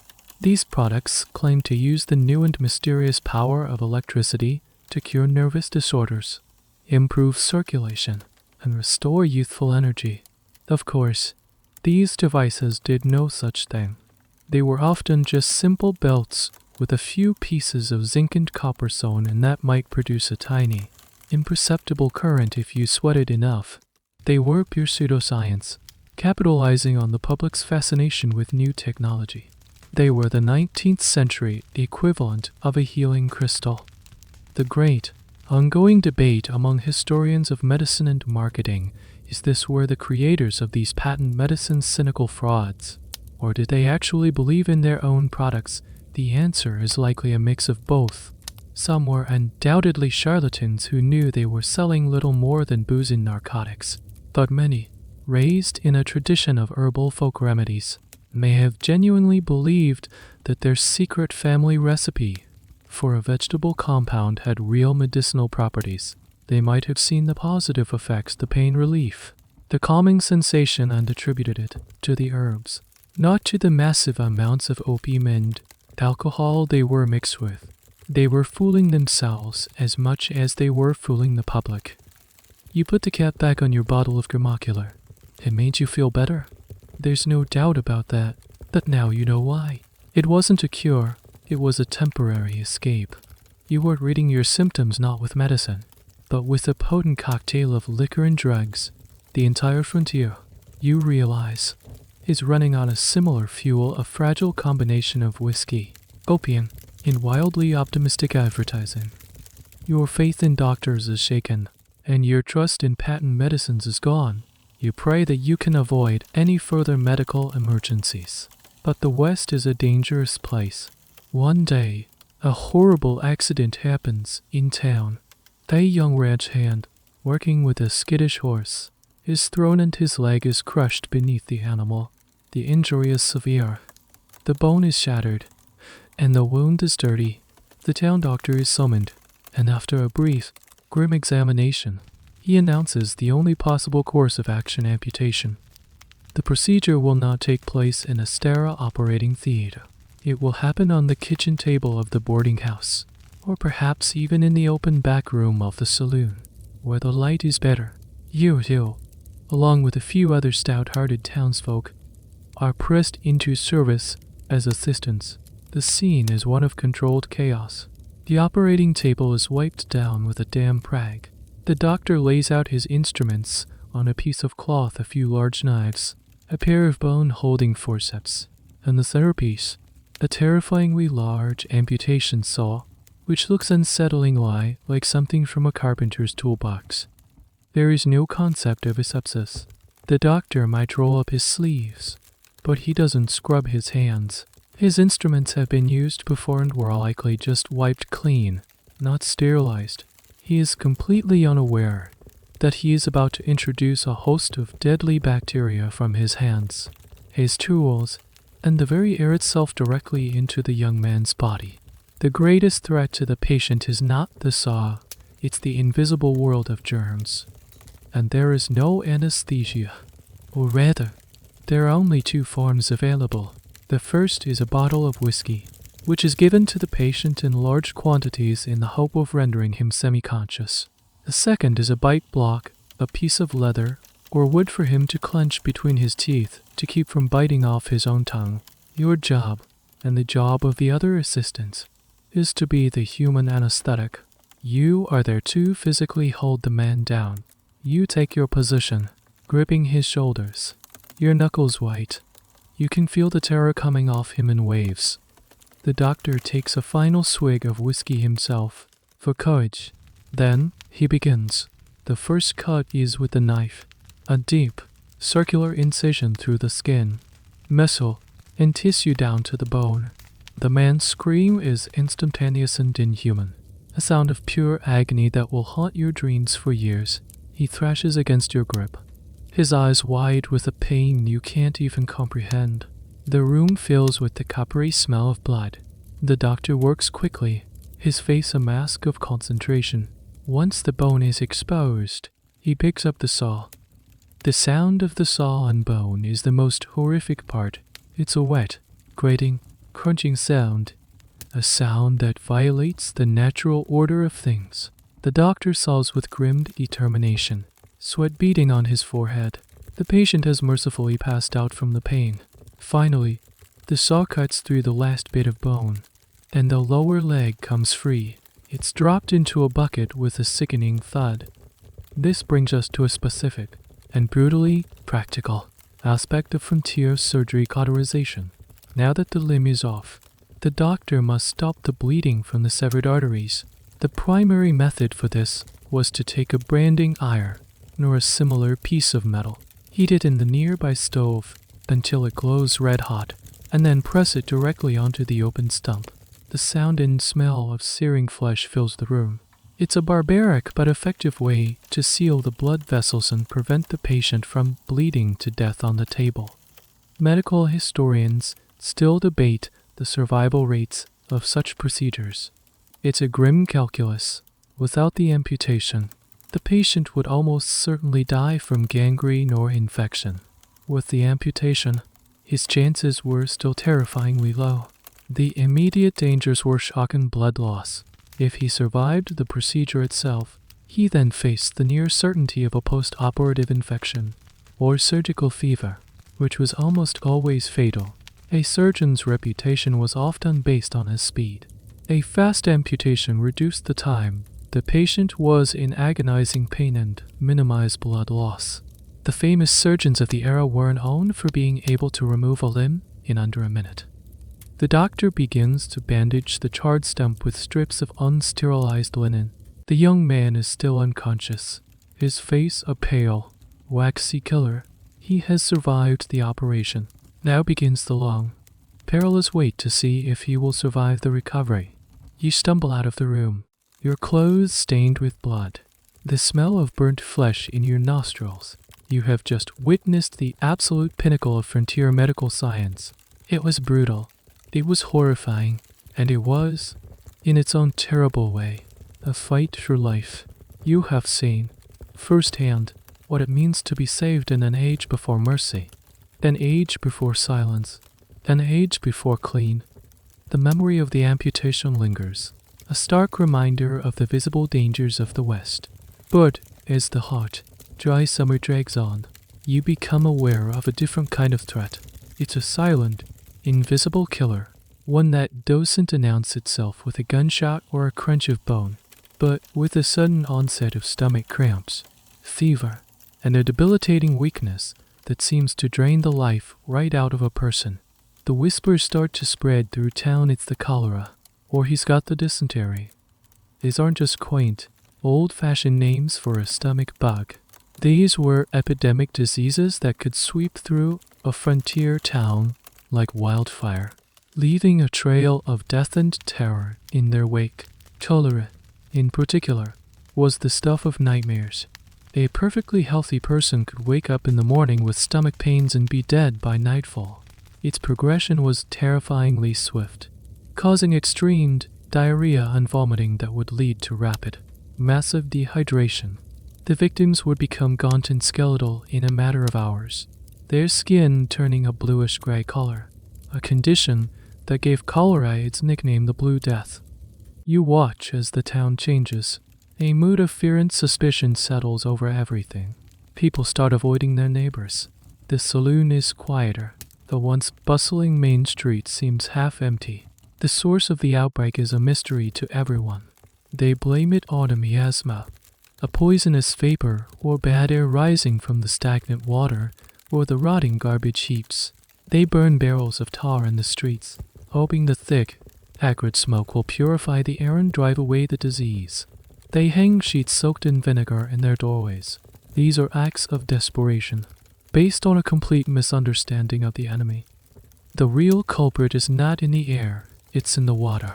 The single town well, or the sluggish creek you all drink from, has become contaminated. The bacteria Vibrio cholerae or Shigella, likely introduced by a traveling stranger or from the town's own poorly managed sewage, has found its way into the water supply.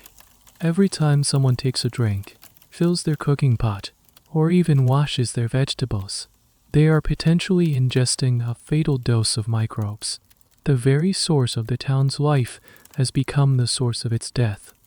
This brings us to a specific, then tragically ironic, detail of how these outbreaks spread the well handle. Imagine the town's communal well, the central gathering point for water. One person, who is an asymptomatic carrier or in the early stages of the disease, uses the outhouse. They don't wash their hands, there's no water or soap for that. They then go to the well to draw water for their family. They handle the rope, the bucket, and the wooden handle of the windlass, leaving a microscopic, invisible film of deadly bacteria behind. The next person who comes to the well picks up the bacteria on their hands. They might then wipe their mouth, or handle a piece of bread they eat on the way home. Just like that, the disease is passed on. The well, a symbol of community, becomes the primary instrument of the epidemic's spread. The role of these fomites, inanimate objects that carry infection, is a topic of intense study for historical epidemiologists. They try to reconstruct the chain of transmission, debating which factors were most significant. Was it the contaminated water itself, or the secondary spread through unwashed hands and shared utensils? The terrifying answer is that it was all of it, a perfect storm of poor sanitation that created multiple, overlapping pathways for the disease.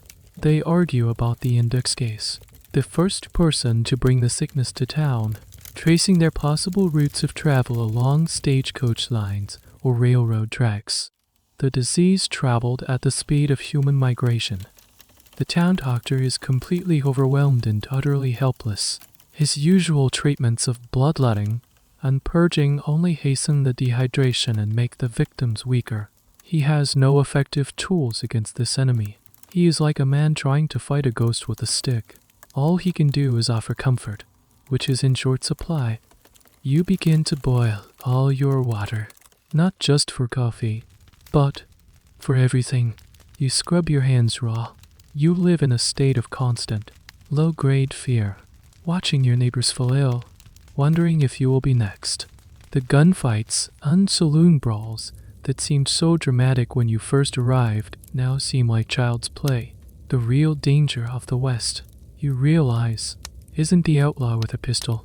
It's the invisible killer you invite into your home every time you fill your water bucket. It's a war of attrition, fought not with bullets, but with biology. And it's a war that your small, unprepared town is tragically losing. The fear of disease in town has made you restless. When you hear that the U.S. Army is looking for civilian teamsters to supply a nearby fort, you jump at the chance. It seems like a perfect escape, a structured environment, a steady wage, and a chance to get away from the miasma of sickness you imagine is clinging to the town. You picture the fort as a bastion of order and discipline, a clean and well-regulated outpost of civilization in the wild. This illusion shatters the moment you arrive. The fort is not a gleaming white castle. It's a collection of crude, wooden or adobe buildings arranged around a dusty parade ground, all enclosed by a rickety-looking palisade. As you guide your wagon through the main gate, the first thing you notice is the smell. It's the familiar scent of unwashed men and livestock, but concentrated and intensified. You have traded the distributed filth of a frontier town for the highly centralized filth of a military installation. You quickly learn that the life of a common soldier on the frontier was one of profound boredom, punctuated by moments of terror and plagued by constant, grinding discomfort. The barracks, where the enlisted men lived, were long, dark, and incredibly crowded. Dozens of men would be crammed into a single room, sleeping in narrow, often vermin-infested bunks stacked 2 or 3 high. Ventilation was almost non-existent. In the winter, the windows were sealed shut to conserve heat from the single pot-bellied stove, and the air would become a thick, foul soup of body odor, coal smoke, and disease. In the summer, the heat was suffocating. The diet was monotonous and nutritionally bankrupt. The standard ration was salt pork or beef, hardtack raw cod, unleavened biscuit, and coffee. Fresh vegetables or fruits were a rare luxury, often dependent on a post-garden that may or may not have succeeded. This poor diet led to widespread scurvy and other deficiency diseases. The soldiers were often in a state of chronic, poor health before they even faced an enemy. But the greatest threat to the soldiers was not combat. It was disease, born from the appalling sanitary conditions of the fort itself. The latrines were often simple slit trenches, located far too close to the barracks and, critically, to the fort's water supply. The waste would seep into the ground, contaminating the well that everyone drank from. Outbreaks of typhoid, dysentery, and diarrhea, what the soldiers grimly called the summer complaint or the bloody flux, were rampant. In fact, for most of the Indian Wars period, far more soldiers died from disease and accidents than were ever killed in battle. This brings us to a specific, and rather disgusting, detail of fort life: the grayback. This was the soldiers' slang term for the body louse. These were different from head lice. They lived and laid their eggs in the seams of the soldiers' woolen uniforms.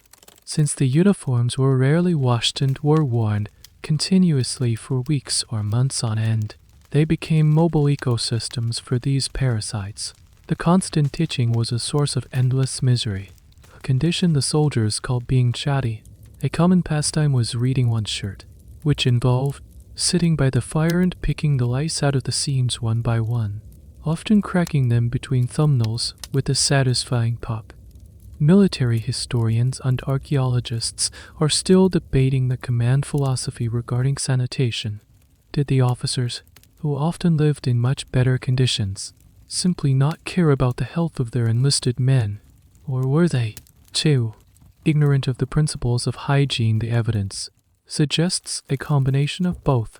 While some forward-thinking post-surgeons tried to implement sanitary reforms, they were often overruled by commanders who saw such things as a waste of time and resources. The prevailing attitude was that soldiers were often that a little dirt was good for them. This ignorance had deadly consequences. The forts, designed to project American power, were often functioning as giant petri dishes, systematically sickening their own garrisons. You look around the dusty parade ground. You see soldiers listlessly going through their drills, their blue wool uniforms stained and faded. They look less like an elite fighting force and more like weary survivors. You realize you haven't escaped the dangers of the town at all. You've just found a more organized, government-sanctioned version of the same problems. The enemy wasn't just outside the walls, it was inside, in the water, in the barracks, and in the very clothes the men were wearing. The greatest battle the U.S. Army fought in the West wasn't against the Sioux or the Apache, it was against the microscopic organisms it was powerless to see and unwilling to understand. Your contract with the Army is up, and the disciplined filth of the fort has lost its charm. You crave the open spaces again. An opportunity arises that sounds like the ultimate Western adventure, joining a cattle drive. You're hired on as a camp cook's assistant, a cookie's house, responsible for the checkwagon. The job promises long days, but also the romance of the open range, sleeping under the stars, and being part of that legendary migration of beef from the plains of Texas to the railheads in Kansas. The romance lasts for about half a day, the moment the doctor begins. You are enveloped in a world you couldn't have imagined. The herd consists of 2,000 to 3,000 longhorn cattle, a moving mass of hide, horns, and hooves that is constantly kicking up a colossal cloud of dust. This isn't the passive dust of the Oregon Trail. This is an active, living dust, enriched with a constant rain of fresh manure and urine.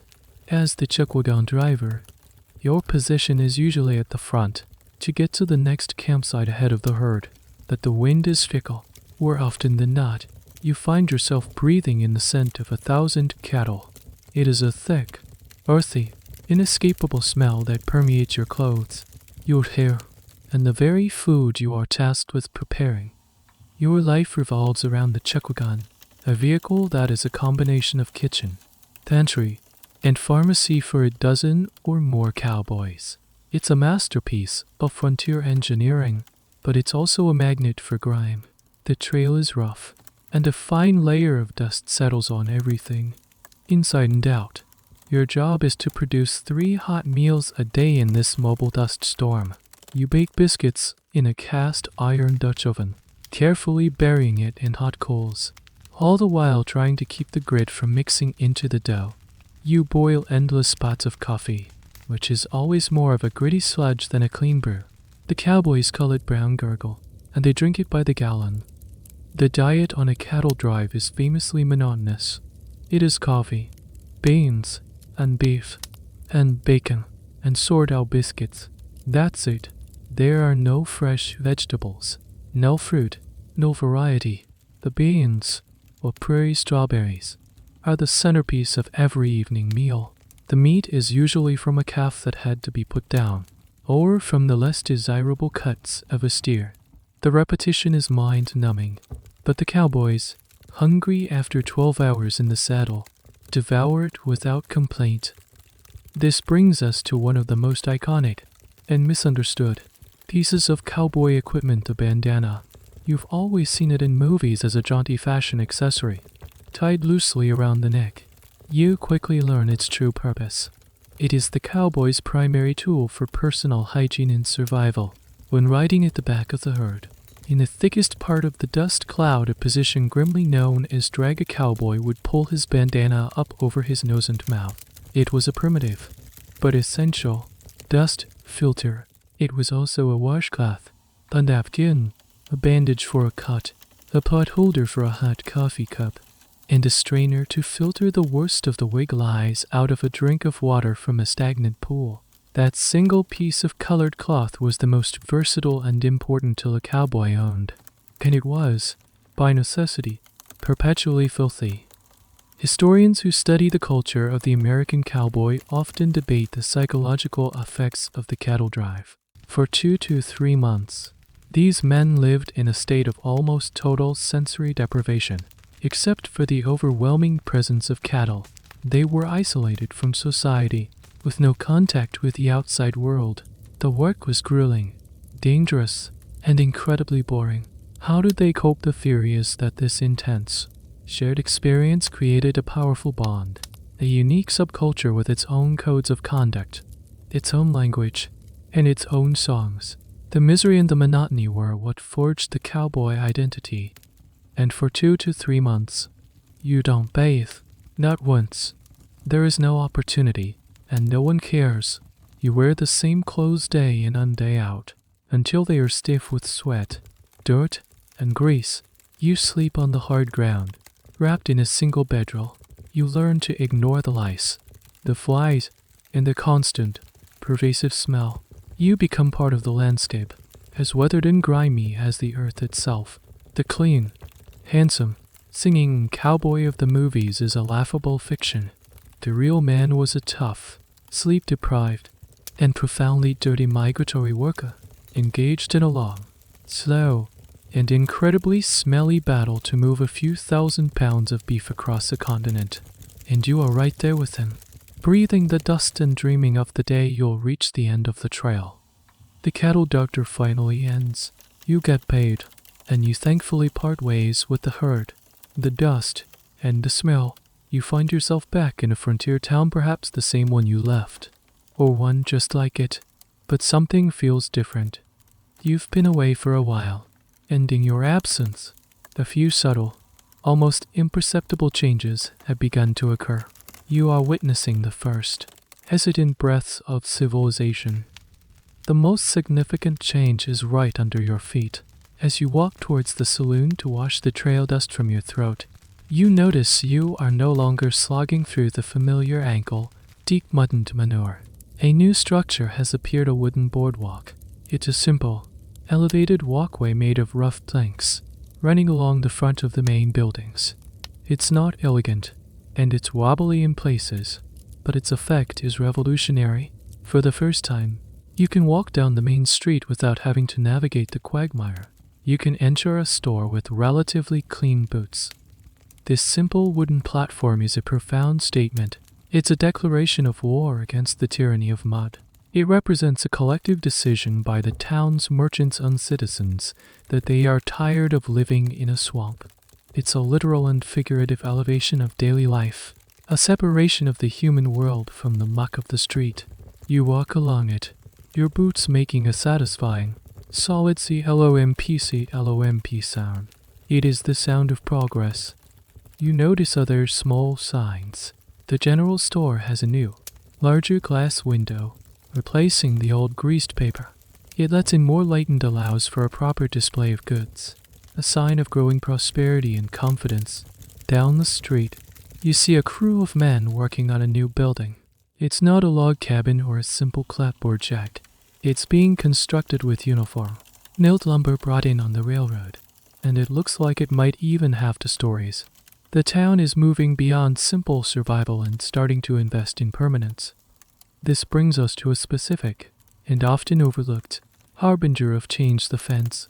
In the early days, the concept of the frontier was one of vast, open spaces, but now, you see the beginnings of private property being clearly demonstrated. A small house on the edge of town now has a simple picket fence around its yard. It's not a fortress wall, it's a symbolic barrier. It says, "This space is mine." The chaos of the public street stops here. Inside this line, I will attempt to create order. This simple fence represents a fundamental shift in mindset, from the communal, transient life of the early frontier to a more settled, individualistic society. The invention and widespread availability of barbed wire in the 1872 would accelerate this change across the open range, controversially ending the era of the great, unfenced cattle drives. Historians who study the development of frontier towns often debate the civilizing influence.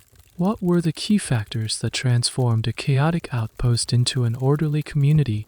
Was it the arrival of more women and families who demanded better living conditions? Was it the establishment of a church or a school, which created a moral and social anchor? Or was it purely economic, driven by merchants who realized that a cleaner, more attractive town would attract more business? The consensus is that it was a complex interplay of all these factors. The boardwalk wasn't built for aesthetic reasons, it was built because merchants were tired of customers tracking filth into their stores. The church wasn't just a place of worship, it was a social center where standards of dress and behavior were enforced. You see a woman vigorously sweeping the new boardwalk in front of her dress shop. A few years ago, she would have been sweeping dirt off a dirt porch. Now, she is sweeping dust off a wooden structure. The nature of the dirt has changed.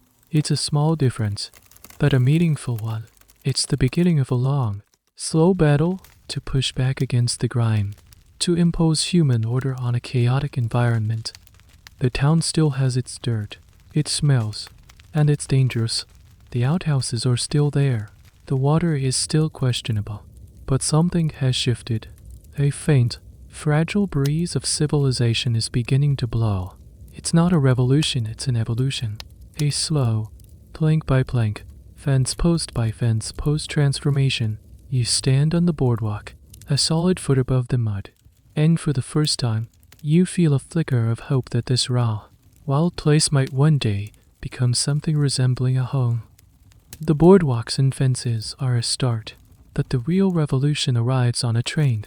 It comes in a small, unassuming wooden crate delivered to the general store. Inside that crate is a product that will do more to change the daily life of the West than any gun or government treaty. The product is factory-made soap. Up until now, soap has been a harsh, homemade affair. Women would save animal fattened would ash for months to go through the difficult, smelly process of rendering tallow and bleaching lye. The resulting soap was caustic and unpleasant, effective for scrubbing laundry but brutal on the skin. But this new soap is different. It's perfectly formed into uniform bars. It has a milder, less offensive smell. And most importantly, it's affordable and readily available, thanks to mass production in Eastern factories in the ever-expanding railroad network. You buy a bar of this new soap. It feels different in your hand, smoother, denser. When you use it during your next Saturday night bath, the experience is transformed. It produces a rich, creamy lather, not the thin, sad bubbles of lye soap. It doesn't leave your skin feeling tight and raw. It feels gentle. This small, simple bar of soap turns the utilitarian act of washing into a minor luxury.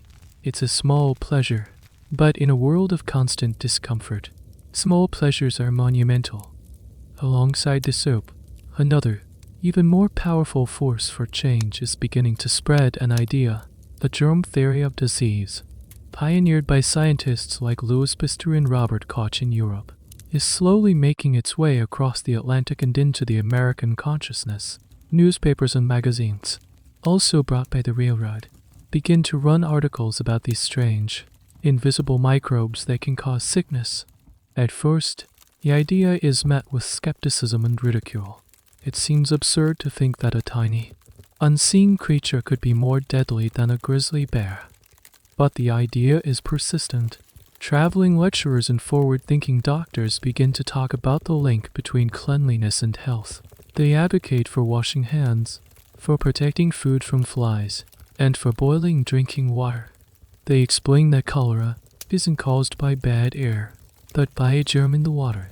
This is a paradigm shift of epic proportions. It reframes the entire relationship between humanity and the environment.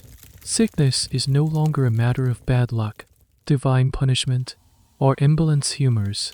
It has a physical cause, and more importantly, it has a physical solution.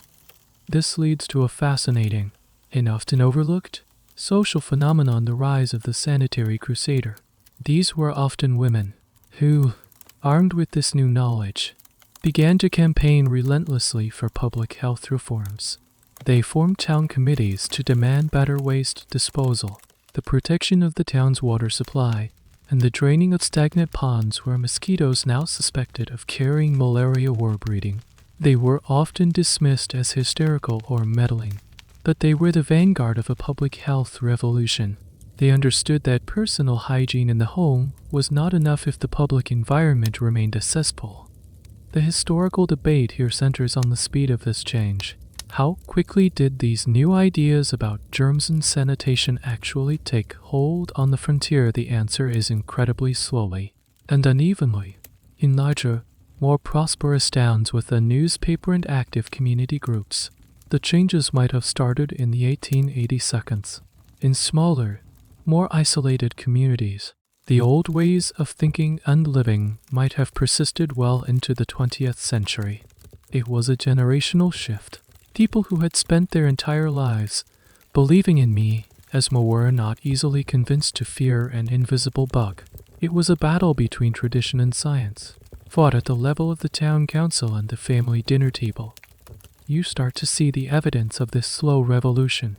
The saloon keeper might now put a lid on the free lunch to keep the flies off. The butcher might be more careful about disposing of his waste. A public notice might be posted near the well, advising citizens to boil their water during the summer months. These are small, hesitant steps, but they are all moving in the same direction. The war against filth is no longer just about comfort or aesthetics. It's now a matter of life and death, backed by the authority of science. The humble bar of soap and the radical idea of the germ are a far more powerful combination than any posse. They are slowly, inexorably, cleaning up the Wild West. We've reached the end of our journey through the grimy heart of the Wild West. You've seen the cowboy without his cinematic sheen, and you felt the grit of the trail and the mud of the towns. You've endured the pests, the brutal dentistry, and the terrifying medical care of a place where an illness was as likely to kill you as a gunshot. You have survived the sheer, unvarnished reality of frontier life, and as you stand on the cusp of a new century, you look back with a new perspective.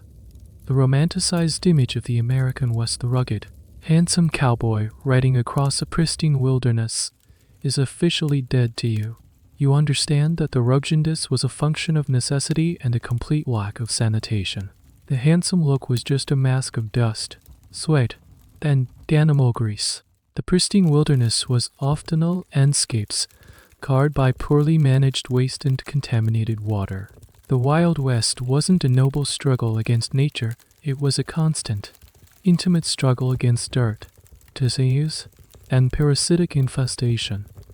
You've witnessed a fundamental truth about human survival. In a world of scarcity, a world where the next clean drink of water, the next meal, or the next bath requires immense physical labor and constant risk, hygiene is a luxury. People adapted not by being clean, but by being resilient. They accepted a level of filth and discomfort that would be unacceptable today because it was the only way to survive. The heroes of the West weren't the men who shot the fastest, they were the people who could endure the longest without a clean shirt. The hot baths were a glass of pure water. They were tough not because they chose to be, but because the environment gave them no other option. As the 20th century approaches, the forces of change are relentless.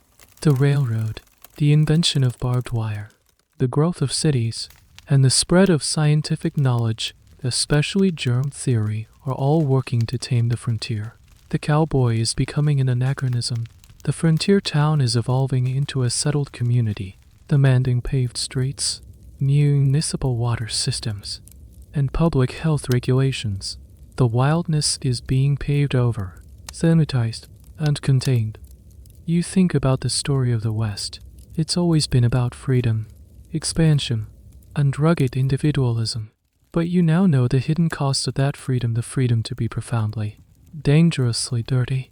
The West was not just won with guns and determination. It was won by people who simply refused to be defeated by dysentery, lice, and the constant, overwhelming dust. They were tough not because they chose to be, but because the environment gave them no other option. You close your eyes and take a deep breath. It's an evening breeze, and it's still carrying the scent of dust and a faint whiff of manure from a distant stable. It's the smell of the West, unromanticized. It's the smell of history, and it's something you will never forget. You have traveled back in time to the dirty truth of the past. You are awake now, but you know that soon. The dust will settle, the noises of the night will fade, and you will drift off, perhaps dreaming of a future where clean water flows freely from a tap and a bar of soap is a normal, everyday thing. The journey is over, but the memories and the slightly itchy scalp will remain. We've explored the West in a way that most history books ignore. We focused on the small, private miseries, the physical realities that are often too grim to make it into the romantic tales.